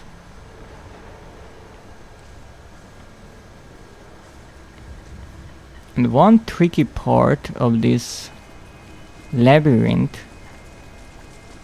is that if you look at the ground, you won't see the ceiling, since it is too high up. Done. Time to get the hell out of here. Okay, and now we have to be careful because this bugger is waiting for me, and this bugger is waiting for me apparently.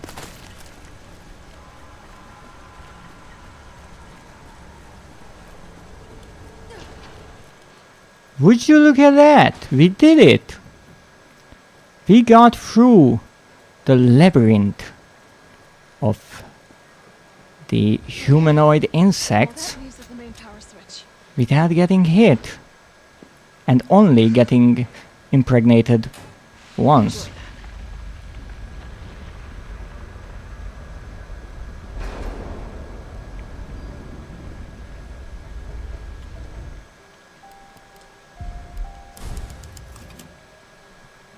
Now, let's move on, because obviously we are far from done.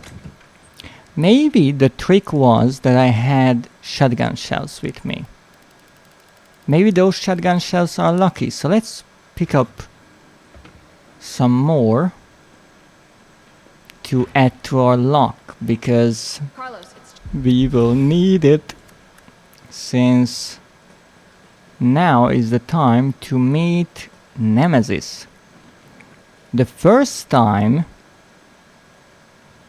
when we actually can fight him.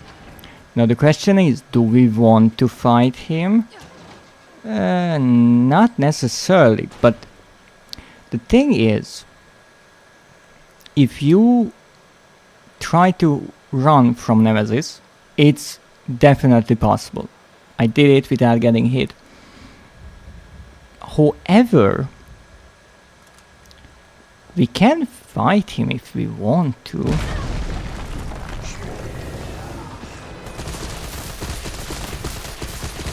Especially on this difficulty.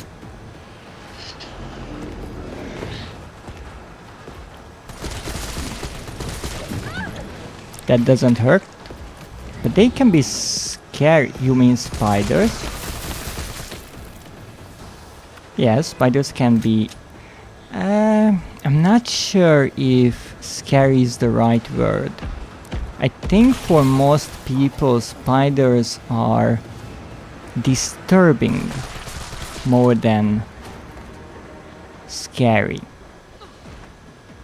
Oh, hi, Nami. Yes, your bestie is here. So, we got through here.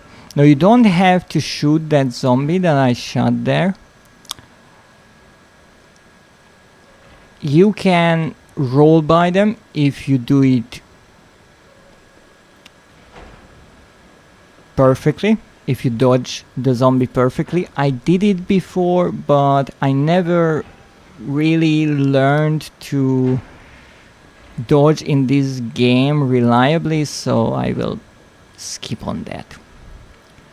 Yeah, we're going to party later. You and Nemesis? I envy you. 8 legs to cuddle and hold you.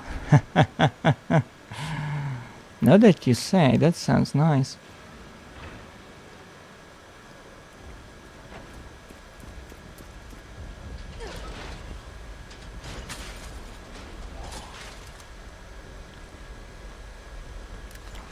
We're just that kind of besties. He's just very, very shy. Oh, really? Uh-oh. I still believe that Resident Evil 3 is kind of a love story. And Nemesis is just a really dedicated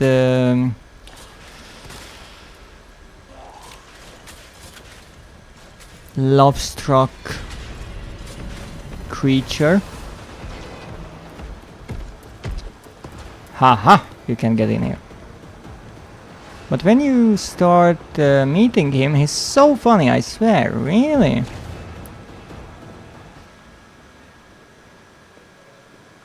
Yeah, he's so tired of people thirsting for him because he's just well built.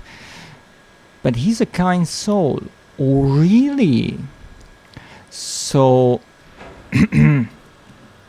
you are besties with Nemesis because you are not thirsting over him? Is that what I'm hearing?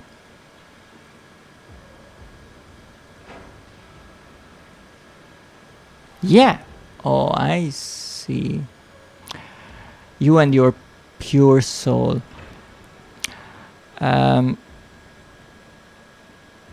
I just told him, Slay King, that outfit is serving so much. And he was like, thanks. Wait, that's not how Nemesis talks. Let me think. Thanks.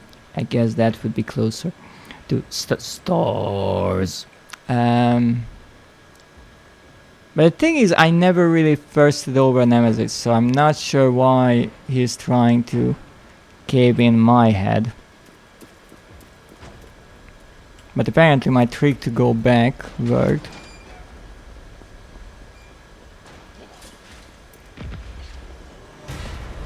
This is not good, this is not good, this is not good! Okay, this is kinda good.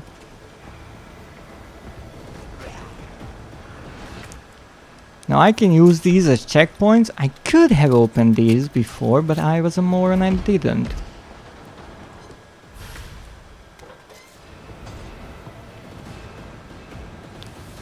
Alright, now I heard a zombie outside. Where is Nemesis?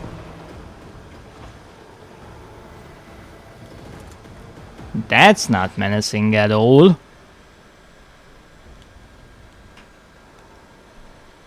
Uh-huh. Do I have my grenades with me? Let me guess. No, I don't.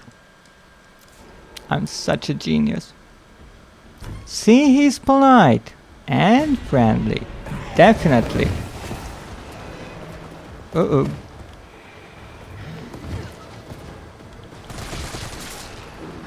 Don't fall on me, you!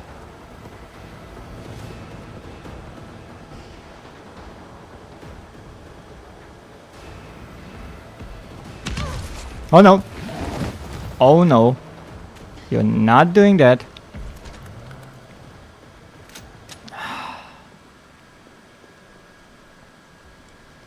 Okay. We got through here. It's not bad. I didn't even need to come here now that I think about it, but it's a safe point. And I guess my lucky shotguns are, or shotgun shells are working, because we are still alive. Not for long! That doesn't hurt, but it would be nice if you weren't standing in me. Thank you. Kinda rude.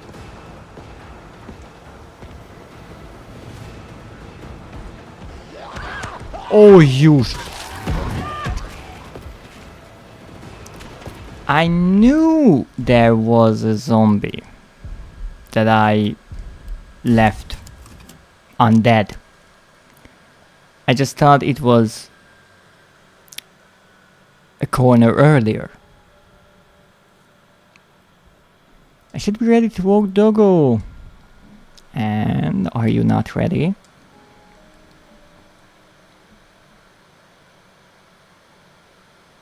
I mean, you have to walk doggo and be back in time to have your party with Nemesis. Your EP? Aww. I mean, no surprise, you were working on your nails well into the night yesterday.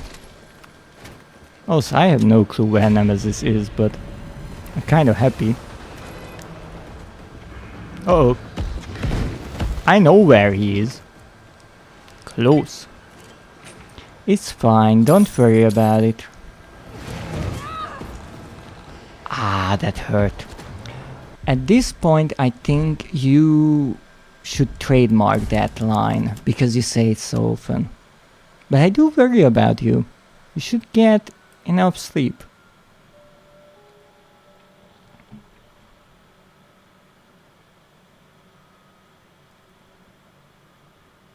Well, what? If this makes you feel worse, that's the opposite of what people usually say, but alright. I streamed yesterday more than I slept.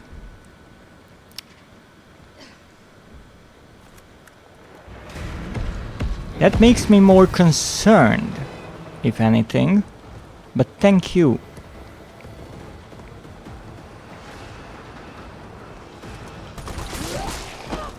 And now I get hit in the back. No. If I have a zombie over my head, apparently I'm invincible. Good to know. But it's accurate information. Lovely. You know, as much as I understand that you're a sort of perfectionist with your nails, which makes sense, because I'm assuming you want your nails to be as perfect as you are, I think you still need some sleep.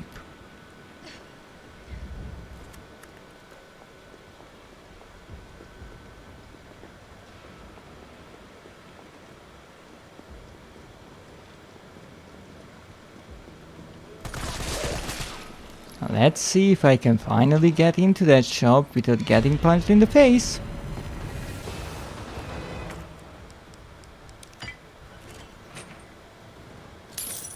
Four question marks. That's a new record.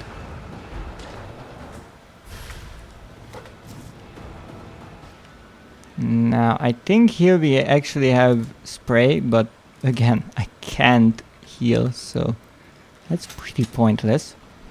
And what I have to do now is get down the stairs here. Will I be able to do that? Mighty good question. Because maybe you didn't know, but Nemesis is a really good runner. Okay, that worked. That was entirely guessing on my part to get the timing right.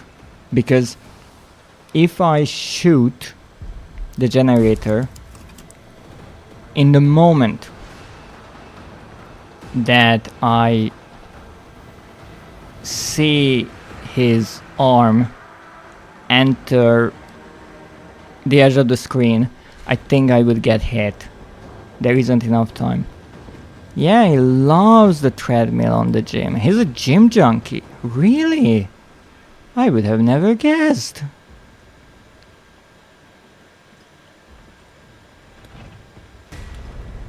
But where did you meet, if I can ask? Since you seem to be such good friends. Haha, amazed me.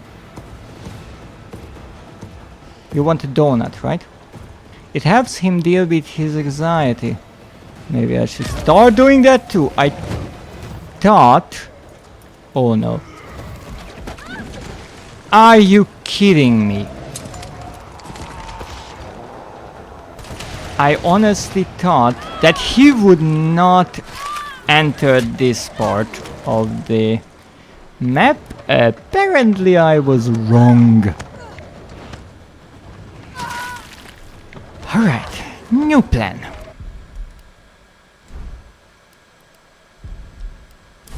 What's the new plan? I don't know. Okay, we get out of the save room. Get out of the donut shop. Blow Nemesis up. Deal with the 2 zombies. And while doing all of this, not get hurt.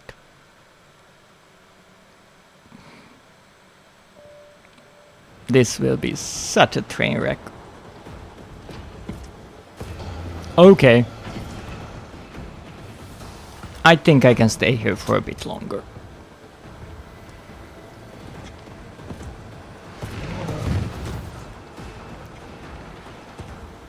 Missed me?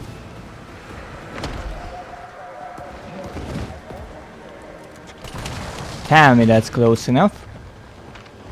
It is. Thank you so much for this. I greatly appreciate it. Okay. One of the zombies got blown up in the explosion. And that means we are good to go.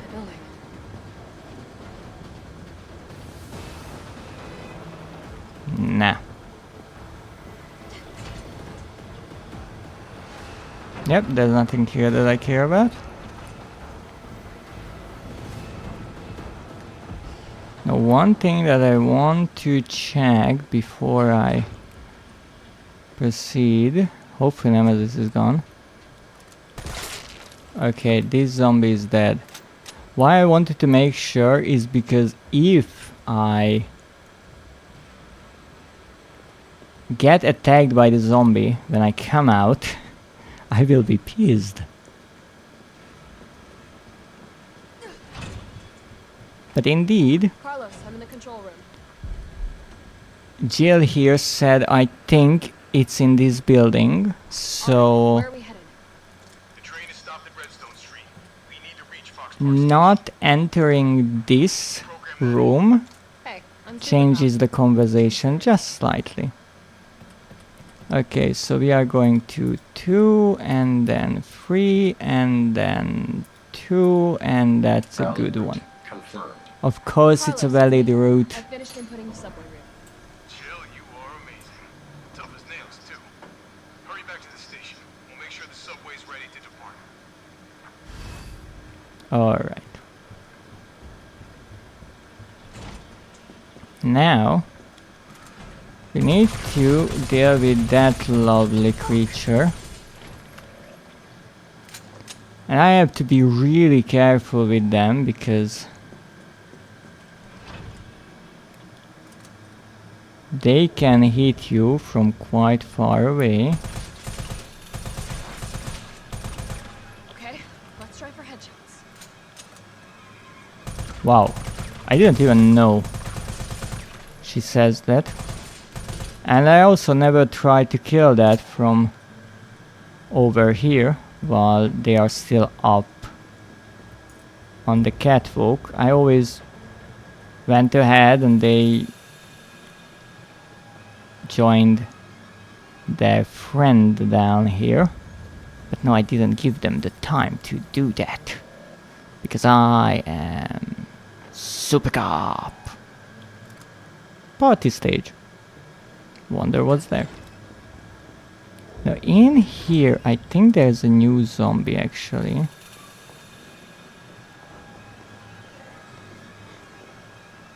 Yeah, there is a new zombie here.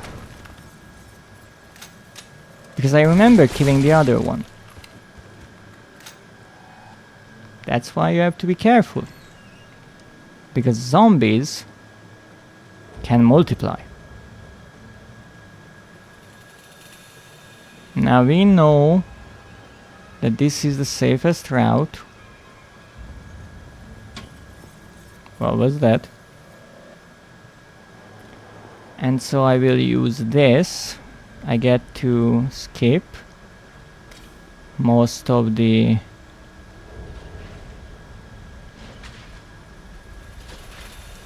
parasite infected zombies and also Nemesis. And why I run here is so I can have another save, like so. And now we just have to get from this point back to the subway station. It will not be a walk in the park, let's just say that. I already killed most of the zombies, I think. But I'm pretty sure Nemesis will be here soon. I know he will jump on that. He loves jumping on that gate. I kind of forget every now and then that I can actually fight Nemesis. It's true.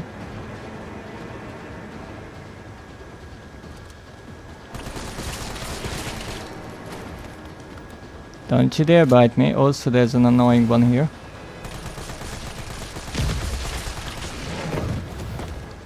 Don't ask me how I did that. I do not know. But it worked. It's alright, Jill. You did it. You got back here. And now everything is fine. What is this sound that I keep hearing? My kin are in the pipes? I mean, it is kind of sort of true that rats got the You want stars? I'll give you stars. the virus out into the city after the ampules got broken in the sewer system, but again, it wasn't their fault. This might work.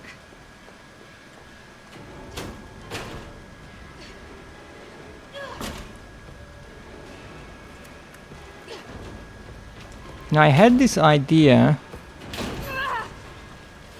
in my S rank run that you can stun Nemesis and get through here without stunning him again, and apparently that works.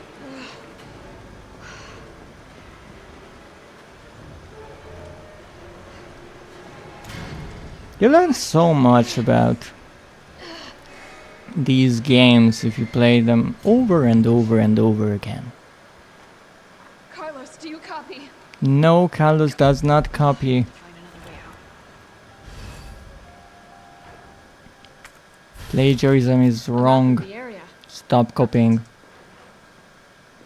Don't care. That's good. More lucky shotgun shells. I forgot to use those. I mean, we can still go back, but that's kind of embarrassing. I saved, right?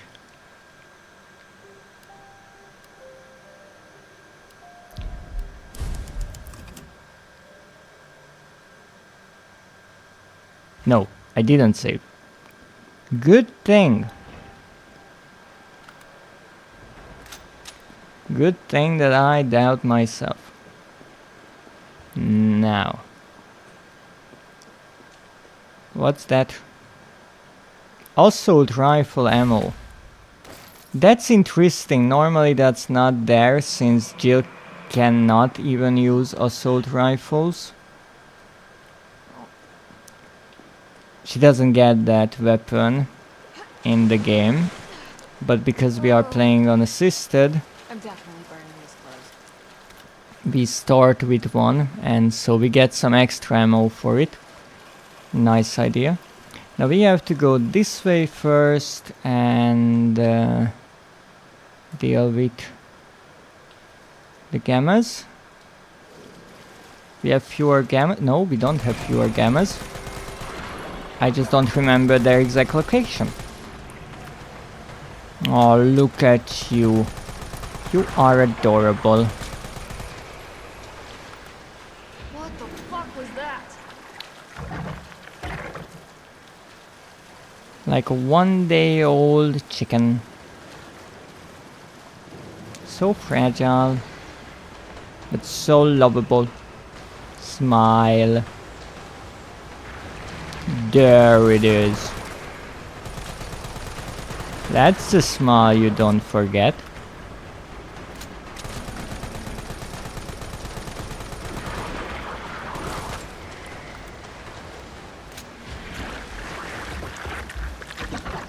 Now, I think there's a flame around here or two. That's good. Now, I already have the record for killing enemies with the grenade launcher. So, you don't have to worry too much about that. Let's open this just because we can. Explosive parts, those we need.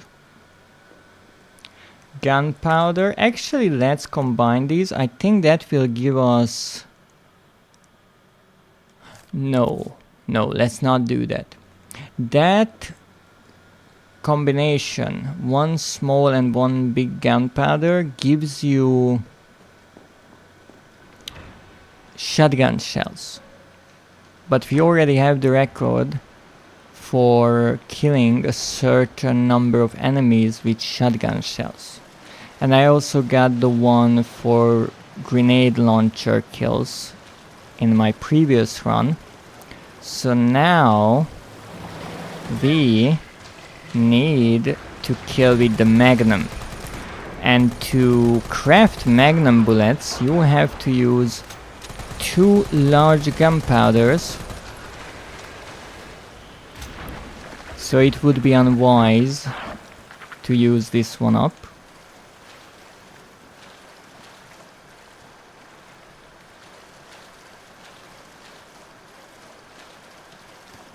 Also,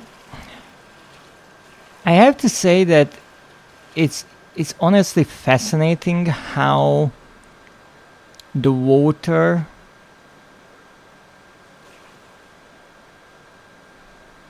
glistens on Jill here, the skin, the outfit, everything, but at the same time it's absolutely disgusting.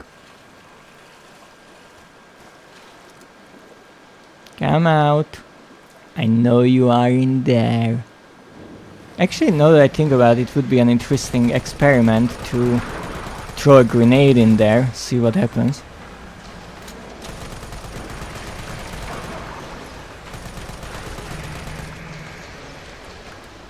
Now.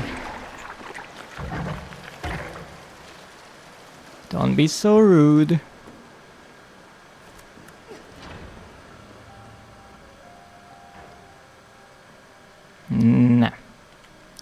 Another save point for us. We're almost done in the sewers. Lovely. But we need to make some room for all the things we need to pick up. We need this grenade launcher. I do not need that. And we need the explosives. I will try to pick up most of the explosives.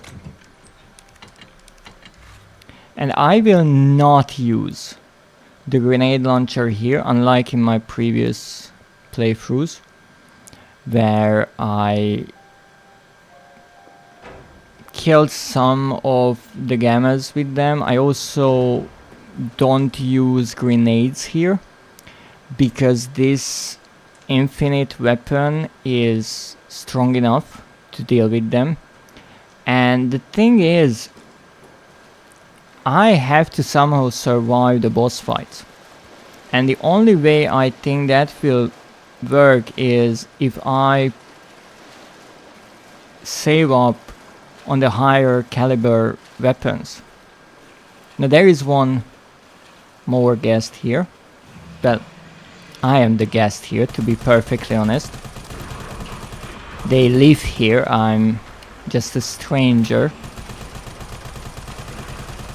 Even though I cannot imagine how the people working in the sewers felt about these creatures being here, but maybe they made good pets, who knows, right?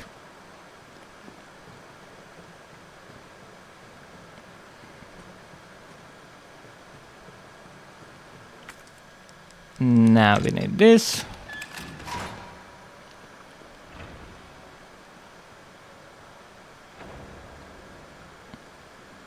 Don't worry, everything is perfectly fine. They can also jump rather high, it seems.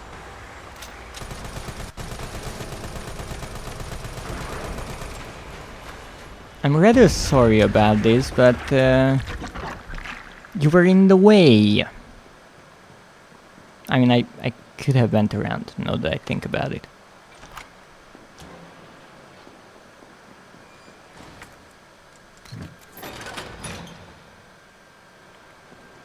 Yes, we are doing absolutely brilliantly here.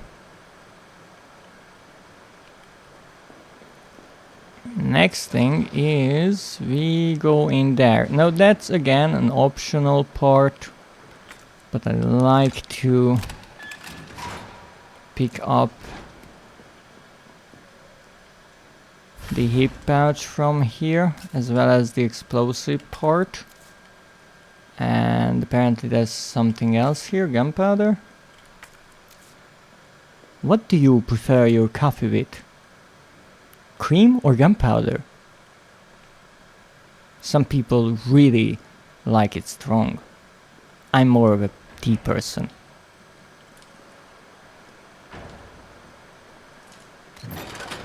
Battery pack. We're packing a battery.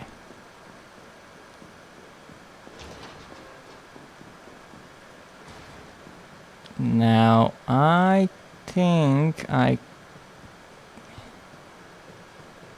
Wait, is this the lower or the upper area? Because I never know. This is the lower area. Okay. What I was thinking is I could go back to the save room that we used in the beginning and save again. I try to save as often as I possibly can because, again, I remember most of the enemies, but if I forget about one and I get chewed up, that wouldn't be much fun.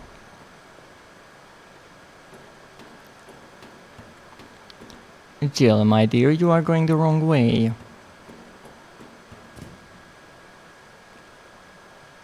Oh, here's the door.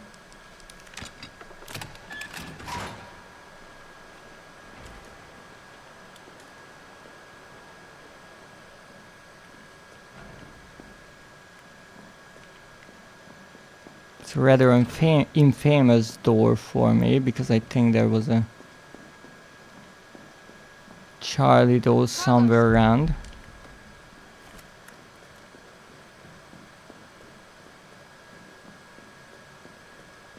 Oh, this is no good.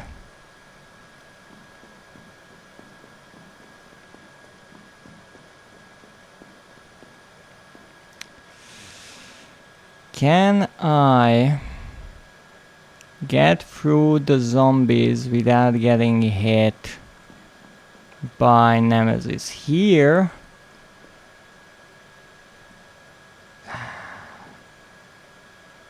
what weapon he has here? Should I try?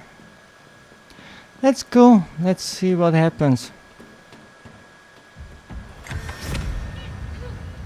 He has the flamethrower here, so that's easier to manage if I'm not silly enough to run right into his face. Okay, avoided that zombie. That's just a bit of a burn, not a problem. And here I can save. Yes, it can. Isn't it fascinating?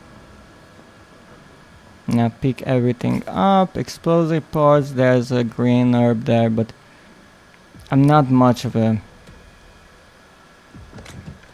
green herb enjoyer myself. And as we know, this is a no-heal run. Oh, Frisalia, welcome in. Welcome in, raiders. I am the Dreadist, a monster researching horror right now by playing through Resident Evil 3 with quite an insane challenge set by one of its trophies. But let's see, what were you playing?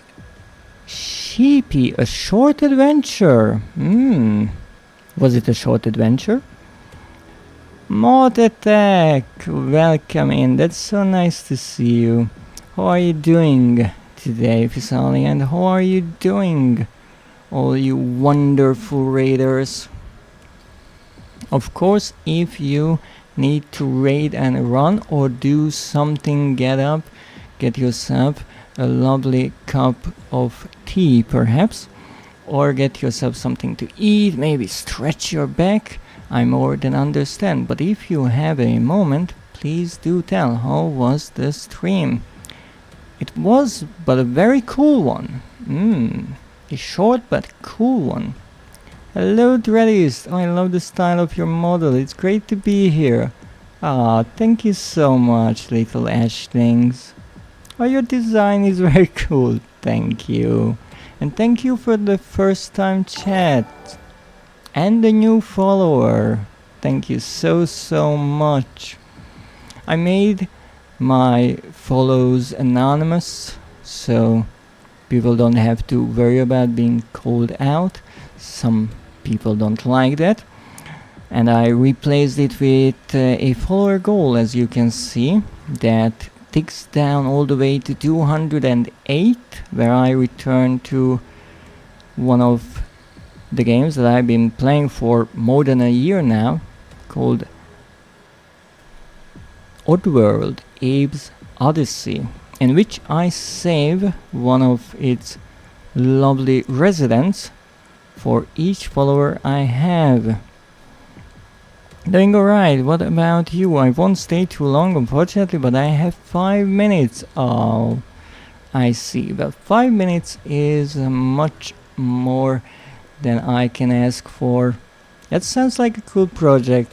Yes, I actually started it way back when I started streaming, and since in that game you have to save 300 Mudokons, the inhabitants of that odd world, I decided it would be an interesting idea to save one for each follower I have. And since it's the remake of a rather old and difficult platformer, let me tell you, saving each and every one of them can be challenging, but certainly worth it for my viewers. I'm doing rather fine, trying something new today. Oh, stop that. Last time I actually managed to play through this game in under 2 hours, which was definitely a record for me, since my average playthrough of Resident Evil 3 was around 6 hours or more. I do like to take my time, but I did it and I got the S ranks, so no, I'm only missing 4 trophies, and one of them I'm trying to get now, which is to play through the game with one rather simple limitation, and that is I cannot heal. Well, the developers were generous. I cannot say that they weren't, and so the real requirement is to play through the game with one or fewer health recovery items used. So in theory you could make one mistake, except that there is a particular part in the game where you get a parasite infection, let's call it, during a cutscene, which you actually have to heal. At least I think, if you don't want to go entirely insane throughout the rest of the run, it's advised to do it. So that's the one healing you are allowed. Oh damn, yes, the developers were being rather nice. But so far I managed to get here to the first boss fight, and I was never even hit. Not even once. It took some time. But now we have a boss fight on our hands, and I have to figure out what I want to do. Now it is true, I won't lie, I am using infinite weapons since I played through the game. I think this is my 10th playthrough, let's just say that. And so I have plenty of extra items unlocked. But for now I'm not sure what would be the best weapon to defeat Nemesis. We have a few grenades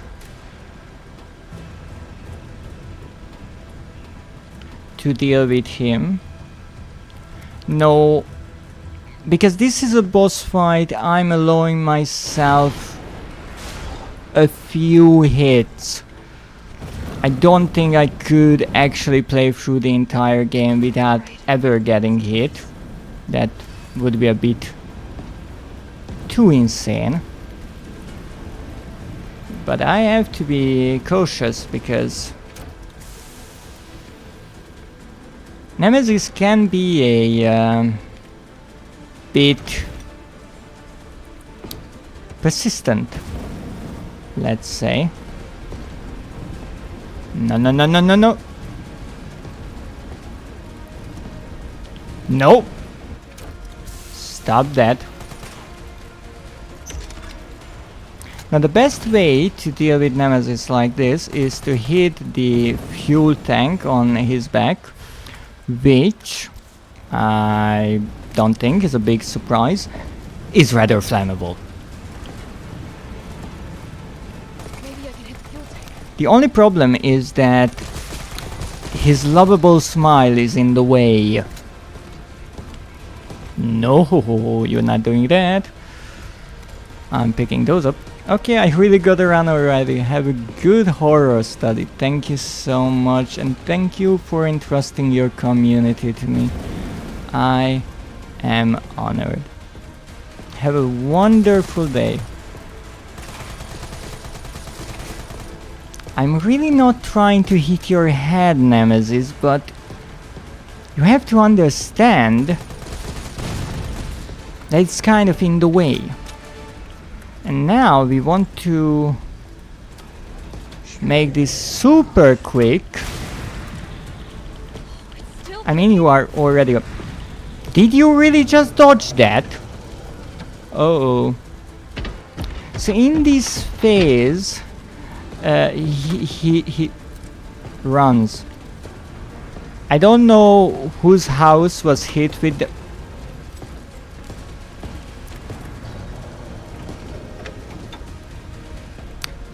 You can be quite a pain in the butt, do you know that? I honestly never tried using the grenade launcher in this boss fight, at least that I can remember. But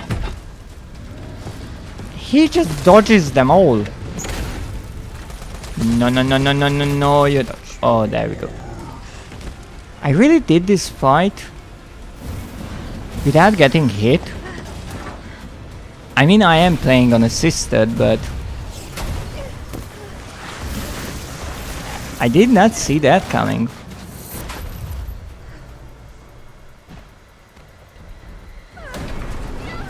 Pro gamer, I am rather far from that, but I spent some time in this game, definitely.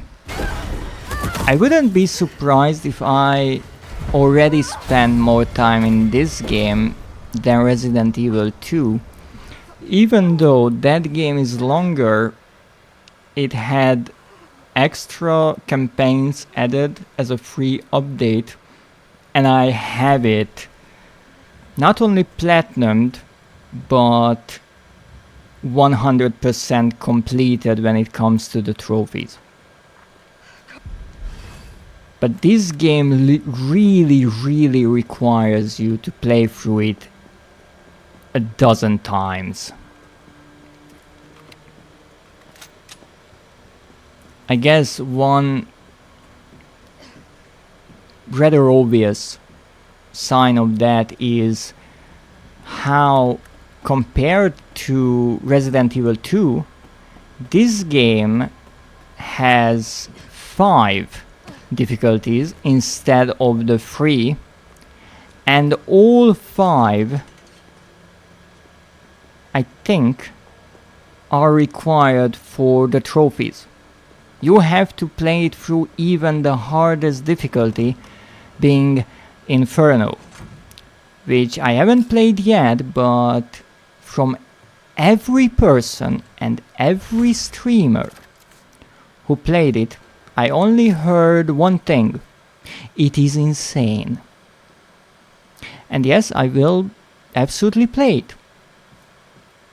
Don't move! Shit, Jill. Kendo, you're all right. Yeah, all right's a stretch. Yeah, we are in a zombie apocalypse.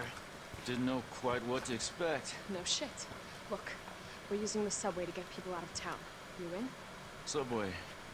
Well, that's good thinking. When we get out, there's gonna be a lot to do. We can use a man of your skill set. No, it seems that Oh, an ad arrived. Unfortunate timing for one. Look, But me, I'm gonna make other arrangements, okay? that means we have to wait on touch this gunsmith around. Oh, no. cutscene to play. Stupid. Oh, that's your job, right? Take care, Jill. And You're heading to the station. Take that service alley out in front of the shop, okay? yes, I know I've been here before, Kendo. Kendo, no, we don't know what happens to him in this game, so let's just pretend that he survives it. But it's another ad, it's another word. And now I get to look at those lovely emoticons in higher resolution. So nice. Go to the station. It's fine, don't worry about it. Aren't you walking your doggo? Huh. Maybe I'm just confusing things again. Now, let's see, what word do we get now? For those who might be new here, I like to use the 3 minutes of ad times every hour to remind me of a random word from my long list of lovely words that I've been collecting. I am a sort of a word lover, especially when it comes to English. So if you know any rare or particularly beautiful words, please do share it with me. Well, I'm back home. Oh, that's great. And we got the same exact word 2 times in a row. I don't know how that's possible. Oh, abbreviation. Oh, that's a shortening of a word. And it's interesting because an abbreviation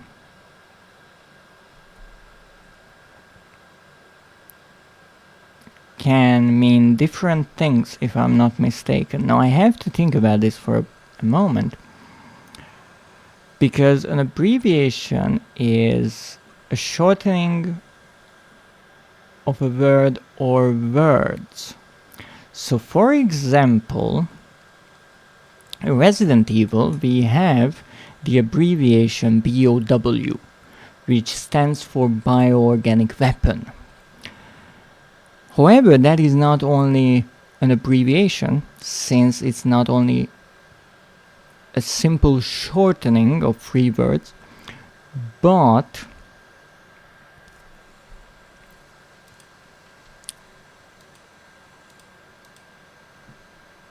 it falls into another category as well. However, let me look it up really quickly, because I might be confusing 2 things.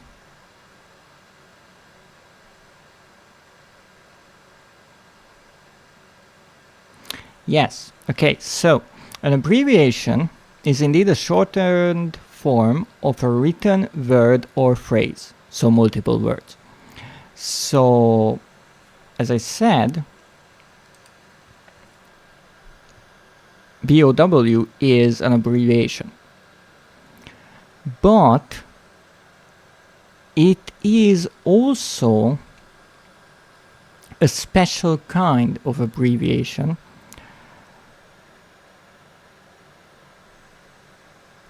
which there are 2 that are worth mentioning now. One is an acronym, but an acronym only applies if you pronounce the letters as a word and not letter by letter. So because we say BOW and not BO, it's not an acronym. The other thing which this actually is a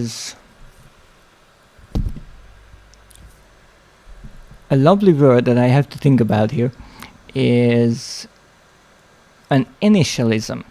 An initialism is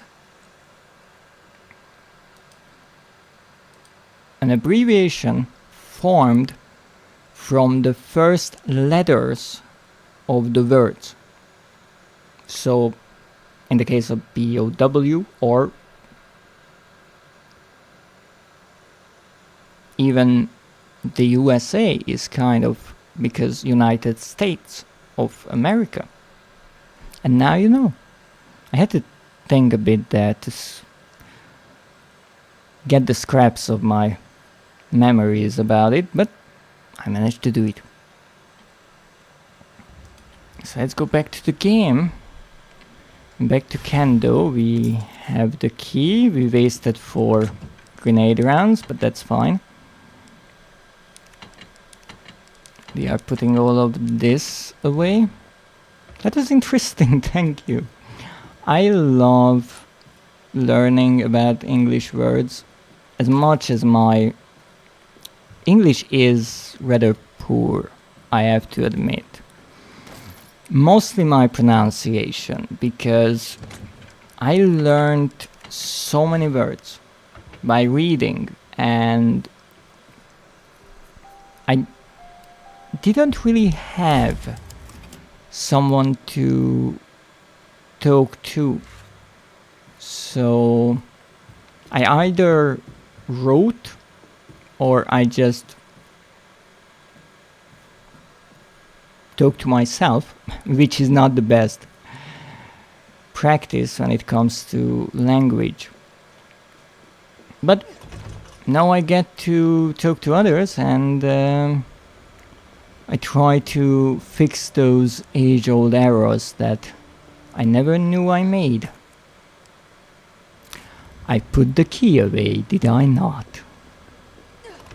Of course I did. Don't worry, Kendo. I'll be out of your hair soon.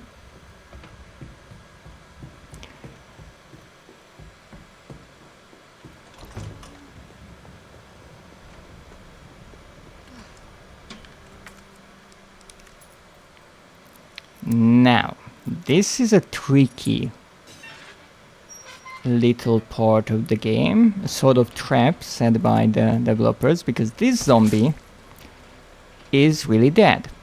That zombie is not. Well, this zombie is also not dead, apparently. But they wait. And that zombie, that's a nuisance. Because that is a parasite zombie. Yeah, this one is dead. And the parasites are annoying in this case because they have a long reach with their tentacles. And if you don't want to get hit, then you have to be extra careful.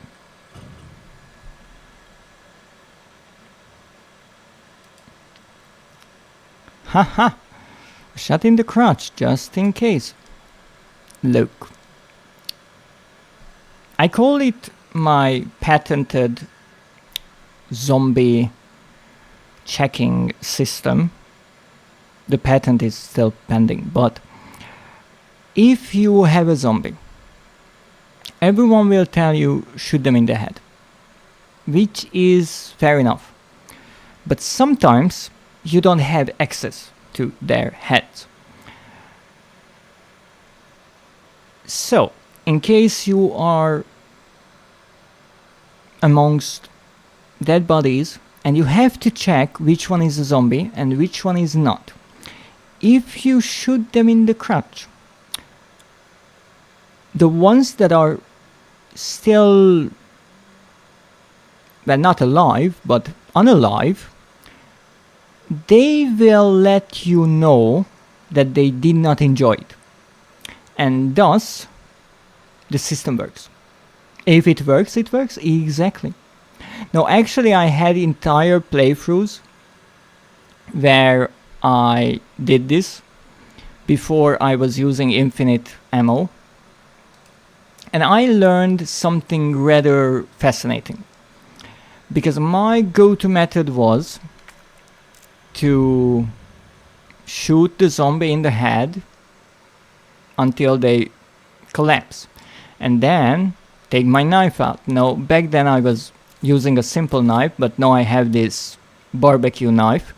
It's rather nice because if you cut the meat, you already have a steak, and if you cut bread, you already have a toast. But when it comes to zombies, I would walk up to them and stab them in the butt.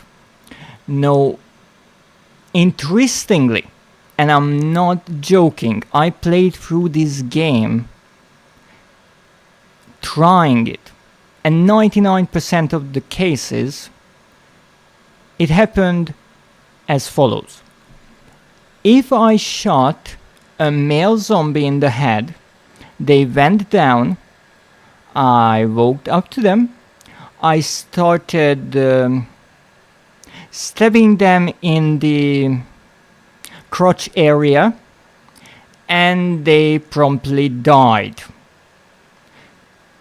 Really important, they died before they could get up again. When I tried the same method with female zombies, they would go down, I would start stabbing them, they would get up, and they would bite me in the neck.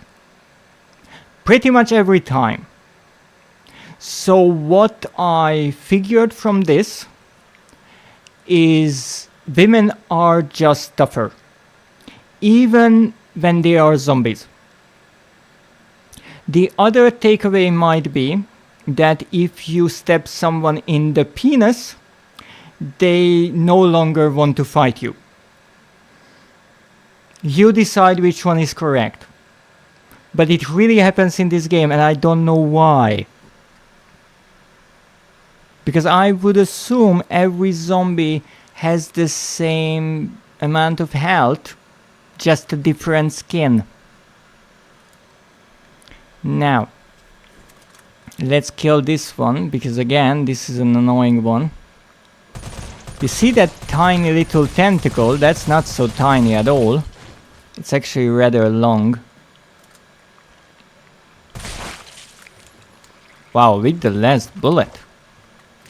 Not that I don't have more, but unlike in the new Doom games, here you have to reload. Even if you have infinite weapons, you're not getting away from reloading.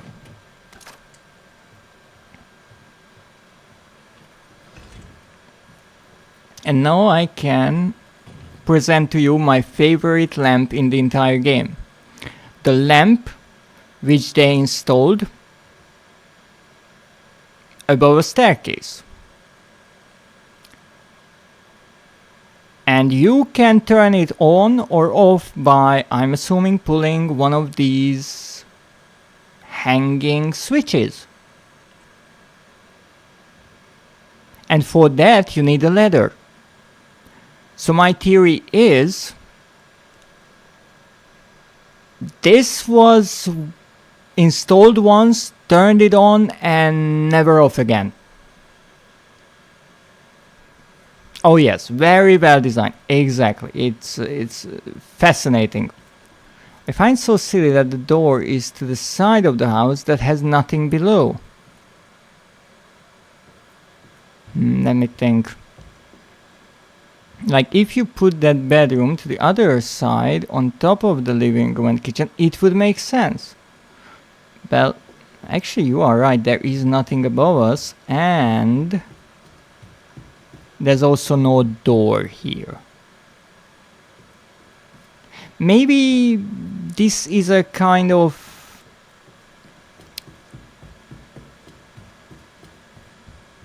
apartment, and they are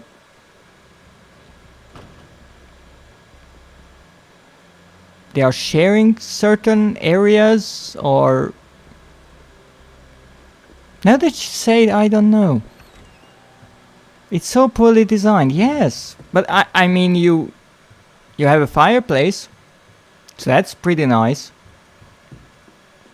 I mean you have a kitchen with a kettle, really important because tea is important. You have your fridge in this corner. Also, this is the back entrance of your house. Then, without even having a door, you have your kind of whatever room. You can put some stuff underneath the staircase. You also have a fireplace, and you have one bedroom. That's about. I mean, there's one more room there. Oh, where's the bedroom? Maybe that's there. But again, that's that side and not that side. So the floor plans for this is a mess. Also, what is odd is we go to that room there, and then there's a bathroom, so that... But that's either nowhere or in that building. Look, you have a nice entrance. I mean, look at it. You even have your mini staircase leading up to it. Classy door. You have a plant. It makes no sense for the pipes. No, actually it does not. Because the kitchen and the bathroom should be either near each other or above each other. You want the bathroom and your kitchen to be kind of close together, to have the water pipes together. But separated physically to not contaminate food with poop. Thank you so much for letting us know, you right? Yes, you kind of should do that.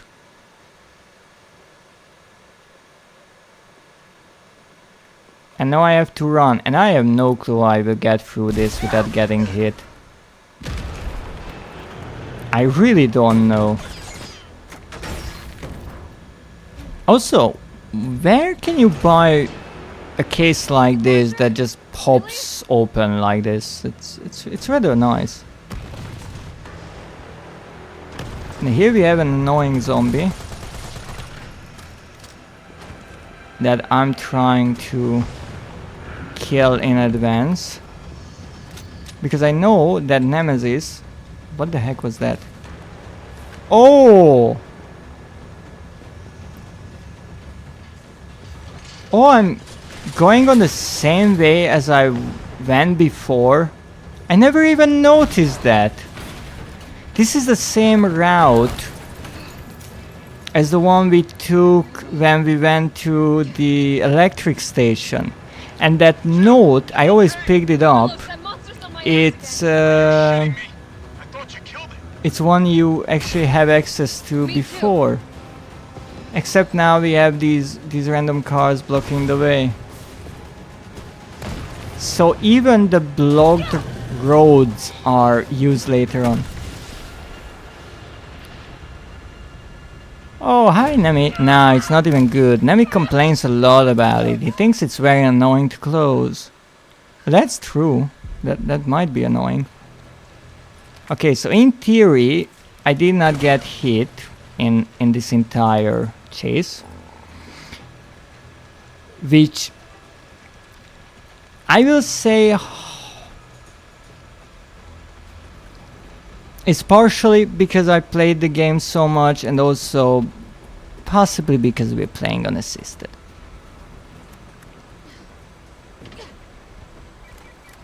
Jill, you there? And this is once again an area where we've been before.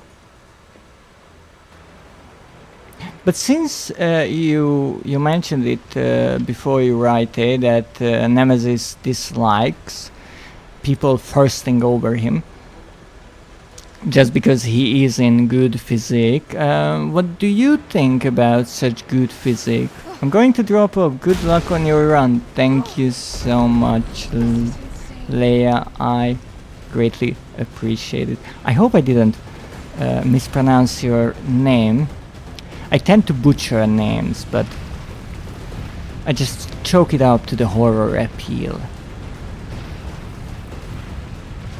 No, that was correct. I'm rather happy. Was that Nemesis landing behind me? I think yes. I guess that guy lost his head. Indeed, if Nemesis jumps on this freaking gate again, because he can do that, and when he is building the rocket launcher, it is extremely annoying.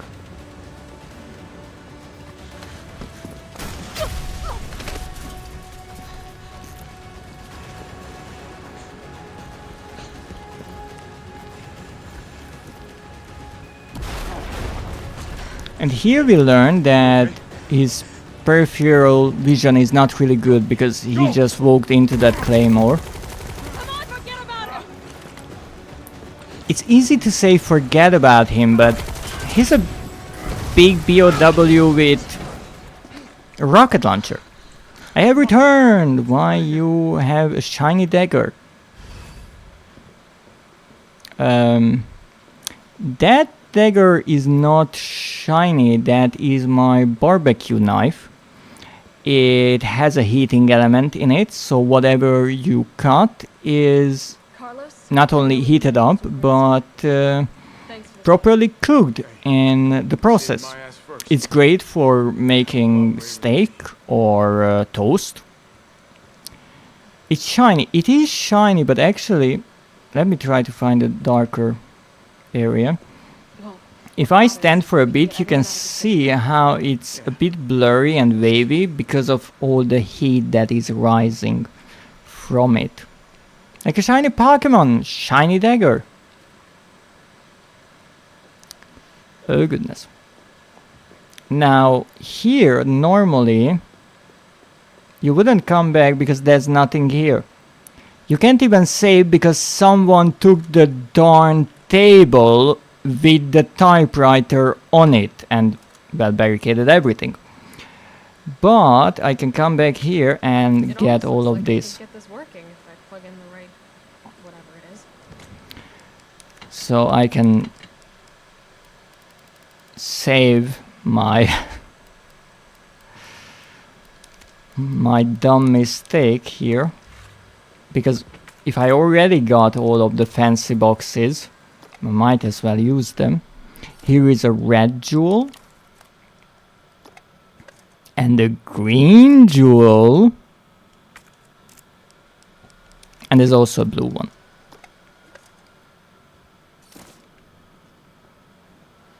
As far as I know, the order is completely unimportant. You will always get the same items. First you get a grenade, which is rather useful. For the second you get the stock for the shotgun, if I'm not mistaken. Yes, and for the third one, which is green, you get a hip pouch.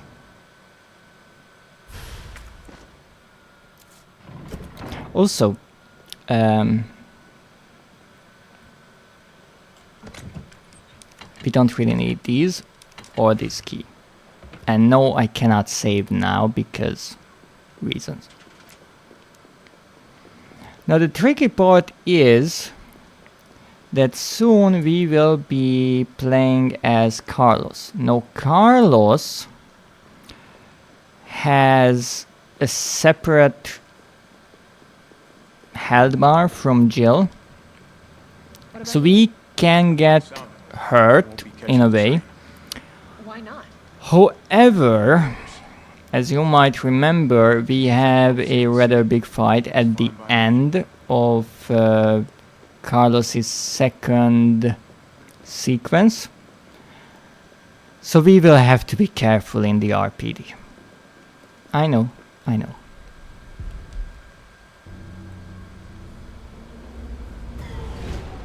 So this is the 29th, Don't really think a pencil pusher like Barry is still alive. which I'm assuming means that we started somewhere on the 28th and we finish the game on the 30th. So indeed, Nemesis lives for around 2 days.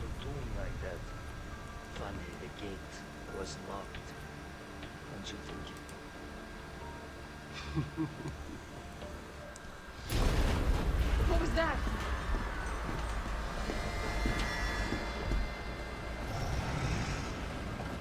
How is this fucker not dead yet? No, they're gone. Come, this way. Nikolai, what are you doing? What did the camera zoom on there? The C4? Or the gun.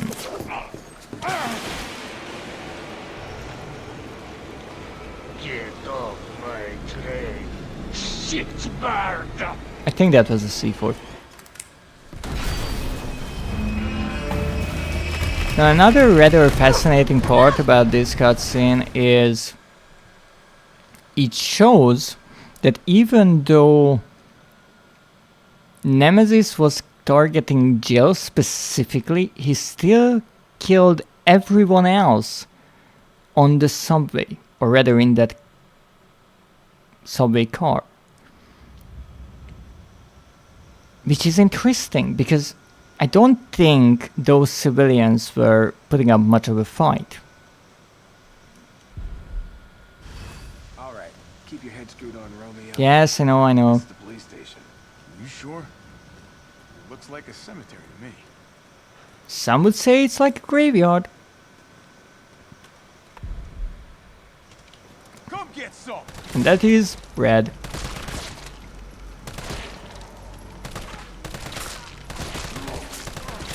And you know what is absolutely terrible? Is that Stars. It's open! That could be useful. because we start with the default weapons here, and we cannot return here, as far as I know, after we enter the RPD, I can never use my toaster knife on bread. That's absolutely terrible. Oh wait, maybe I can. Where'd that cop go? Don't know, don't care. We got a job to do. But the thing is, even if we can, we do have to kill him, as far as I know, before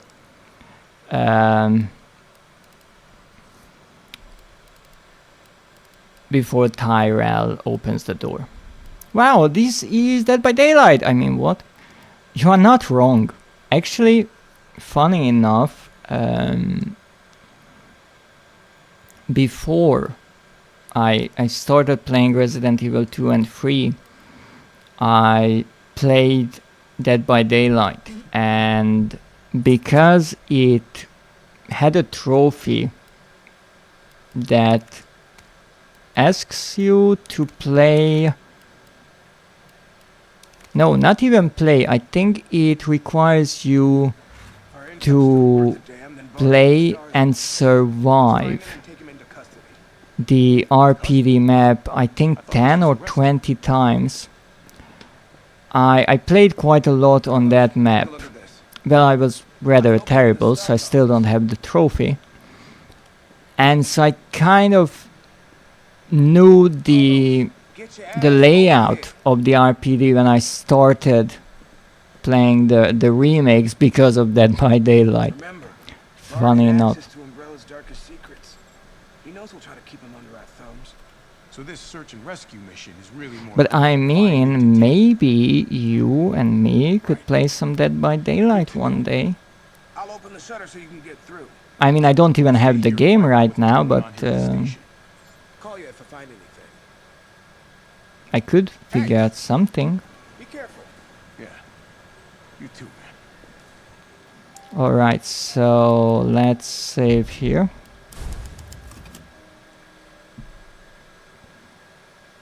Now, it's not a big surprise that I am slower in this playthrough. I will open some of these.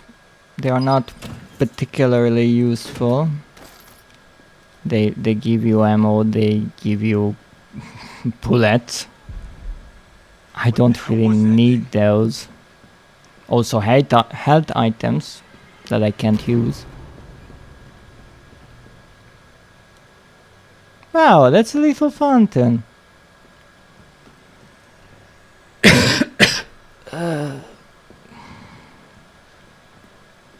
I don't play DVD. Here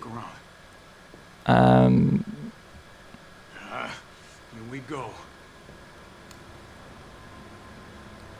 But you used to play DVD. Also, I shot his head off. Wow, those are pipes. Yeah, those are exactly pipes. And rather well-made pipes. They can support a person.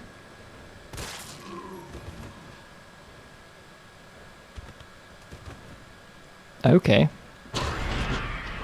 Liquor. Not even sure why the liquors are called liquors.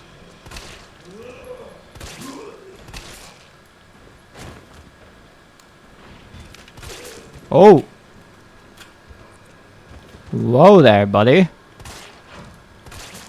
I have no trouble with the police, but this is a zombie apocalypse. Big, warm RPD welcome. You two will be alright here?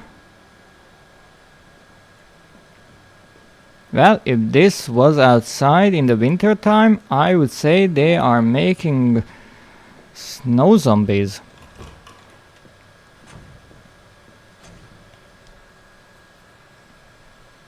Fun fact, that's where we actually go through in Resident Evil 2. This is one part that I really like, how they tie the two games together. T, you copy? There's something. Yeah, really nasty, I know. Now this will be interesting, because there are so many zombies here. And I'm not joking, there are just ridiculous amounts of zombies here. And I have to be careful not to get hit or bitten or both. You didn't notice that I just shot two of the other zombies right next to you. I'm sorry, I cannot line up a headshot like this. Going for the next best thing.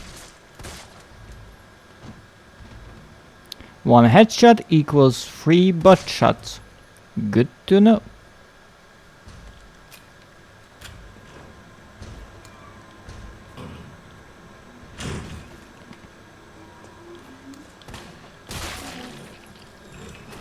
That was pure luck.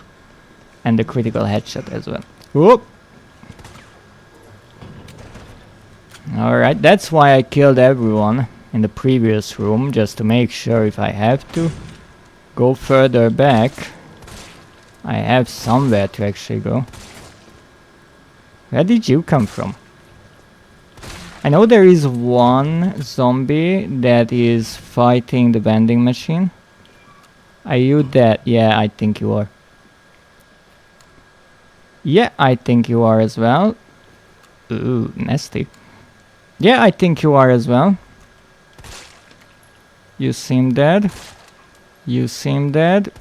You're the one I shot in the butt. But actually, look at that. You can still see the teeth. The lower jaw is still intact. Isn't it fascinating that someone had to make these? You can even see the tongue there. Like someone's job was to texture this. Is that an eye?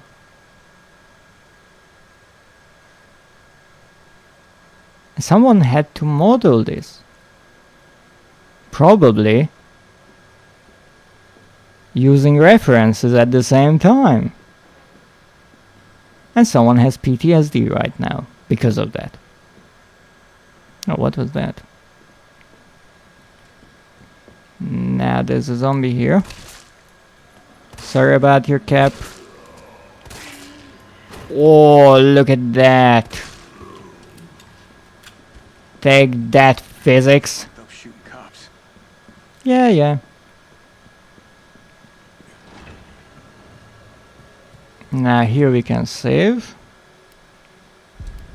16 saves. I am saving everywhere.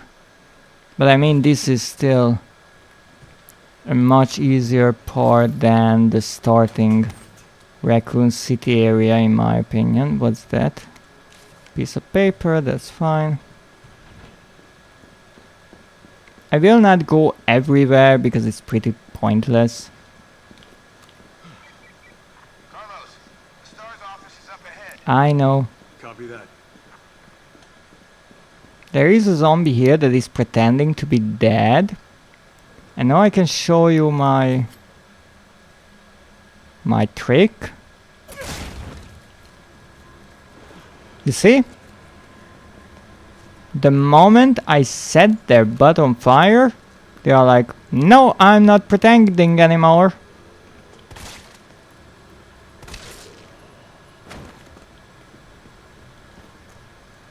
Let's try it again. I think now they are really dead.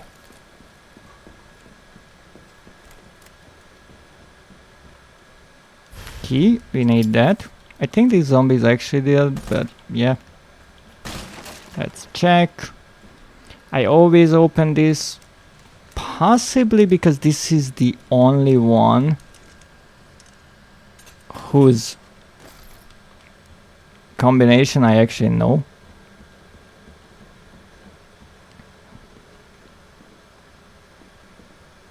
What are we saving?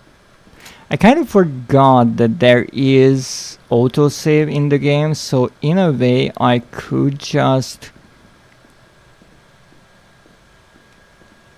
let the zombies kill me if I get hit, and instead of reloading, just continuing. But that's fine. Here's the liquor. There you are, dick face. Hey, that's not nice. Now we have to get in here and shoot that zombie.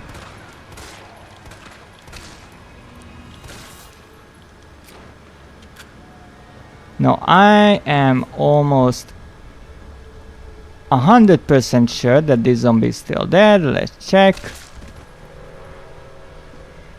Yes, it is.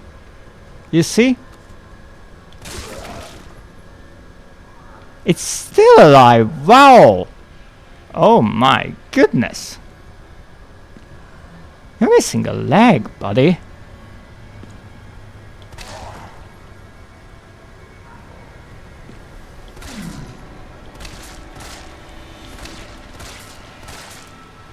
You done?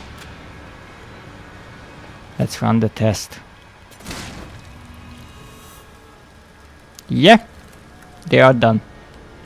So I think this was 104, 106, and 109. Interestingly, I always just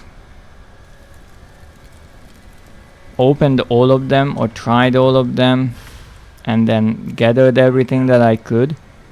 But last time I checked so I could be quicker about opening them, and now I remember. Okay, so the liquor is now somewhere there as far as I remember, so we don't have to worry about him or her. I don't really know if liquors have gender. Maybe. Now there is this zombie that falls down, and why I wasn't running is because the liquor can hear that. And that can be dangerous because they are quick and their claws are sharp. Now, let's get rid of you, buddy. I'm standing right in the doorway, and that is important because this way the liquor cannot hear me because I'm technically not in this room. If you make too much noise in the area where a liquor is, they will just rush to you and slice you to ribbons.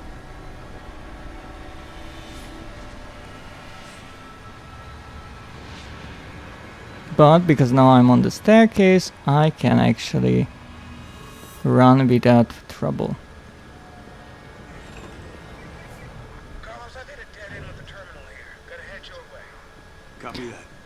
Now there is one interesting thing that I was curious about, and that is what happens if I go back to Tyrell here, but I think I will let that to be an experiment for a later stream. Also, we cannot open this one because we have to read this note that says that they locked themselves in the locker and we should not open it. So Carlos says Better not. better not. No, actually you can open that locker in Resident Evil 2. Alright, put this here, set it to 3 seconds because we are insane, and now we have to be careful and throw a grenade in there because there are quite a few zombies in the next room and they can get overwhelming rather quickly, and you cannot back up too much because we managed to blow up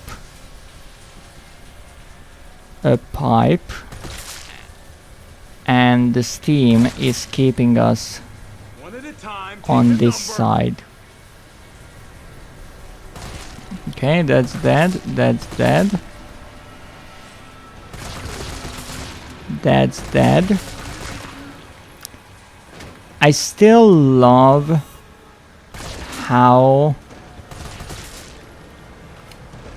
we have this flashlight and we have to go from one room to another and the zombies slowly walk into Sucks to be pop. the light from the shades. It's really nice, and I still feel like a sort of tactical shooter game could be a good fit for a Resident Evil title. Now here's the thing, there are a few ways to get through this next room. One is the obvious, kill the liquor. But I don't like killing the liquors, to be perfectly honest. It's something that I started in Resident Evil 2. I tried to keep the liquors away from me and out of harm's way. Actually, if I'm not mistaken, and I might be, I played through Resident Evil 2 without killing any liquors one time. So I wouldn't want to do that. They are an absolutely adorable creature in my opinion, and I find it so fascinating that the developers actually took the time to make them react to sounds but otherwise make it possible that you can walk around them if you're careful. Obviously it's a really nice touch that when you're near them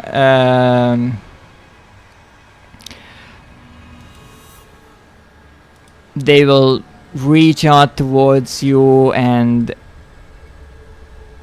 all the animations look like that the liquor knows where you are, when in truth they do not.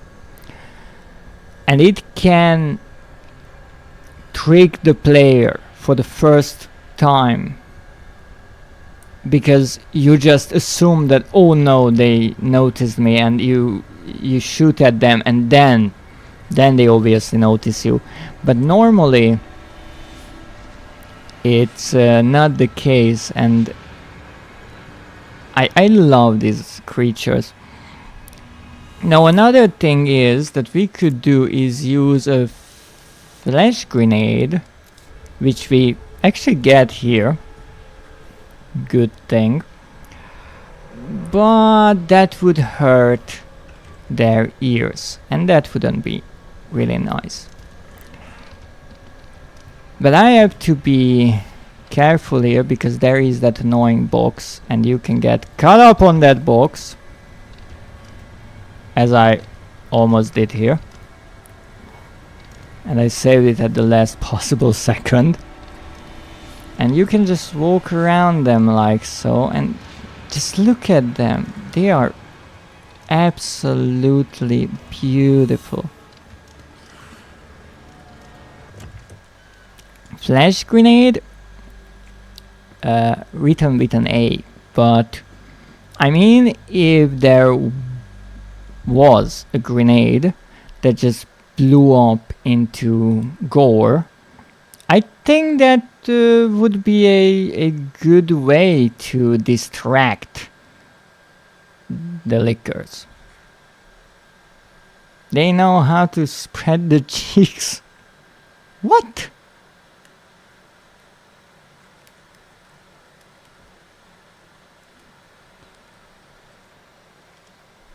That's not say so. Look around, see if you can find anything useful. They smile. Oh, sure. Very say so. I don't think I ever heard someone refer to smiling as spreading those cheeks. But maybe people say that in your area. I'm not sure. I don't need med kits. The problem is, once you pick something up, you cannot exactly back out of that screen. But we have 2 flash grenades, and that's nice. We also will not need this, but we can keep it for now. And that's that. I cannot save here, unfortunately, but that's fine. One more cutscene.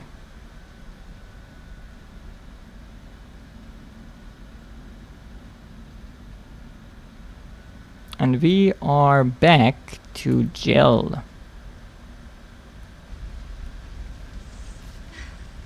Several minutes earlier. We don't know exactly how many minutes.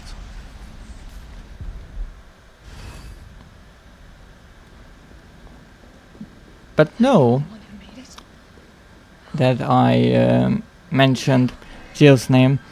It reminds me, Valentine's Day was just a few days ago, and it was Jill's day, after all. She's a Valentine. Carlos? Now we can get the miner rounds, those are always useful. And get these miner rounds. And get those in the box.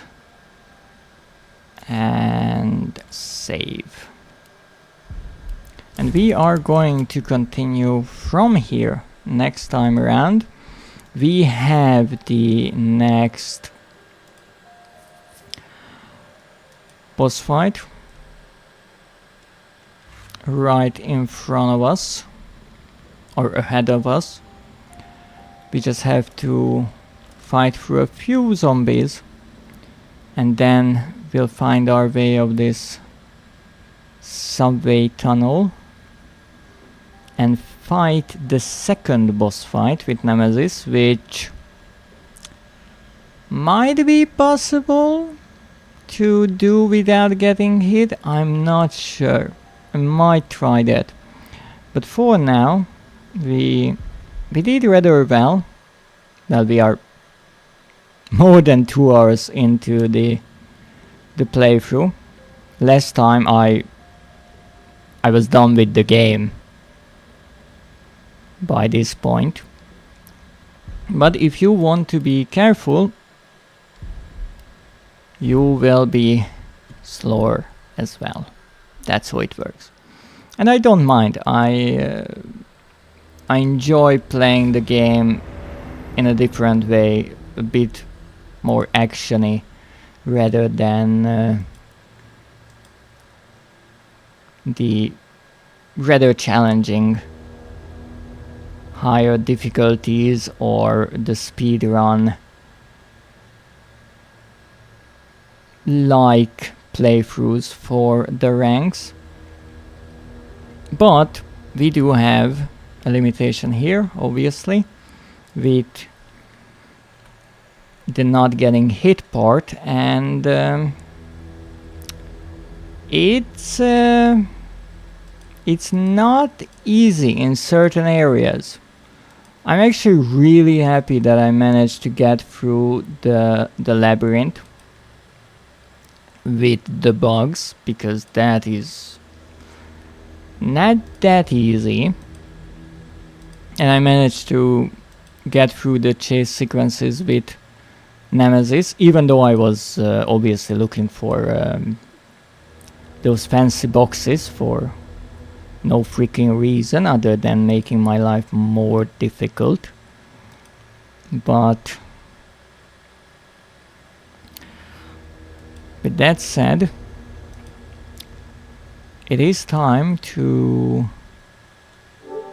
find someone to raid. Now I will be back on 2 occasions this week.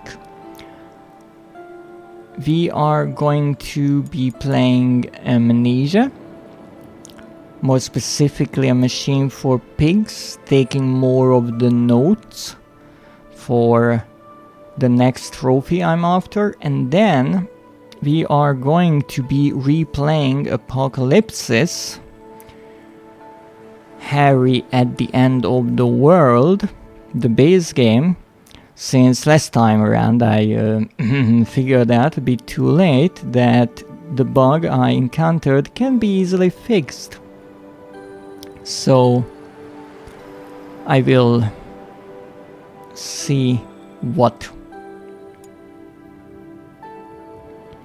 I can do in that game. Take a look at the puzzles that we missed last time around because they were not displayed, and also get some of the trophies. Dreadist rats are pegs. I had to. That's rather rude. My rats are well behaved and they are extremely clean. Most rodents actually are really clean. For example, an interesting creature that most people find rather repulsive, when it comes to appearance at least, is the possum. Because you see possums, they look a bit, well, like they've been through a smaller war, let's say. But something rather fascinating about them, one of the facts is they like to clean themselves rather thoroughly, and they show affection by licking each other. So those people who are fortunate enough to have a pet possum get licked a lot. You can actually find videos about it where the owner is just doing whatever and the possum is at their feet licking their toes for hours, because that's what they do, and they look a bit odd, but they are lovely little creatures. I wasn't even calling them pigs.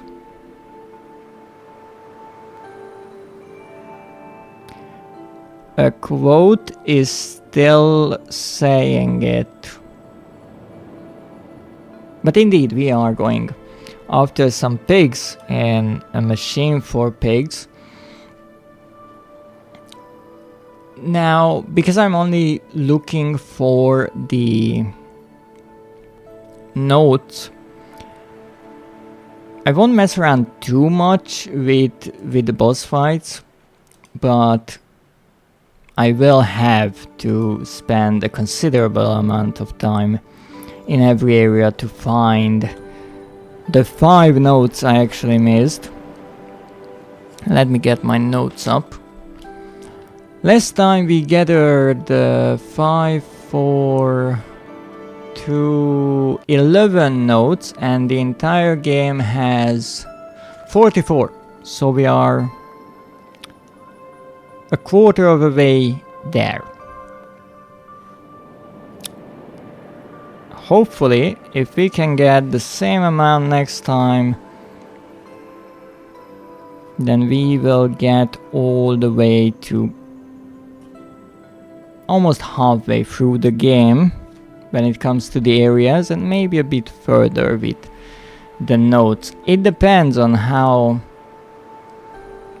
well hidden they are, because I do remember there being a sequence in the game when the pigs get out and we are running across the alleyways of London,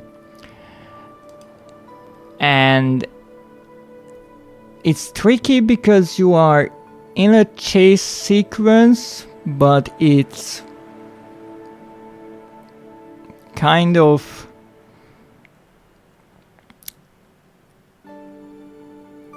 broken up into smaller chases, and you have some safe areas to look around, but it's not really obvious when you are safe and when you aren't.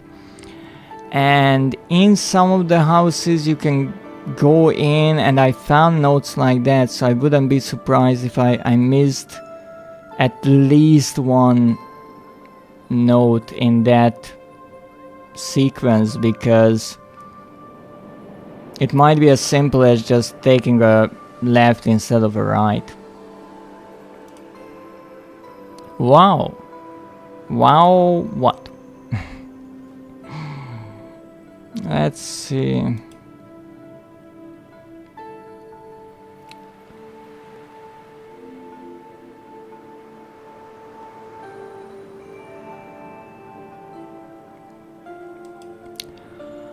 Well, let's see. Whom shall we raid? But it's not a horror game. I mean, it can be with the right mods. The Elder Scrolls V Skyrim Special Edition. I don't even know which edition that is, because if Skyrim deserves one title, it's certainly the Guinness World Record for the game released on the most platforms in the most editions. But we are raiding Timber-Tier today, playing exactly Skyrim as part of, if I'm not mistaken, a charity event, because he is taking donations for Second Chance Animal Rescue Society, or short SCARS. You see, that is an abbreviation, a shortened form of a phrase or words. It is an initialism because it is made up of the first letters of those words, and it is an acronym because we, or at least I, pronounce it as a word, even though it is written as S .C.A.R.S.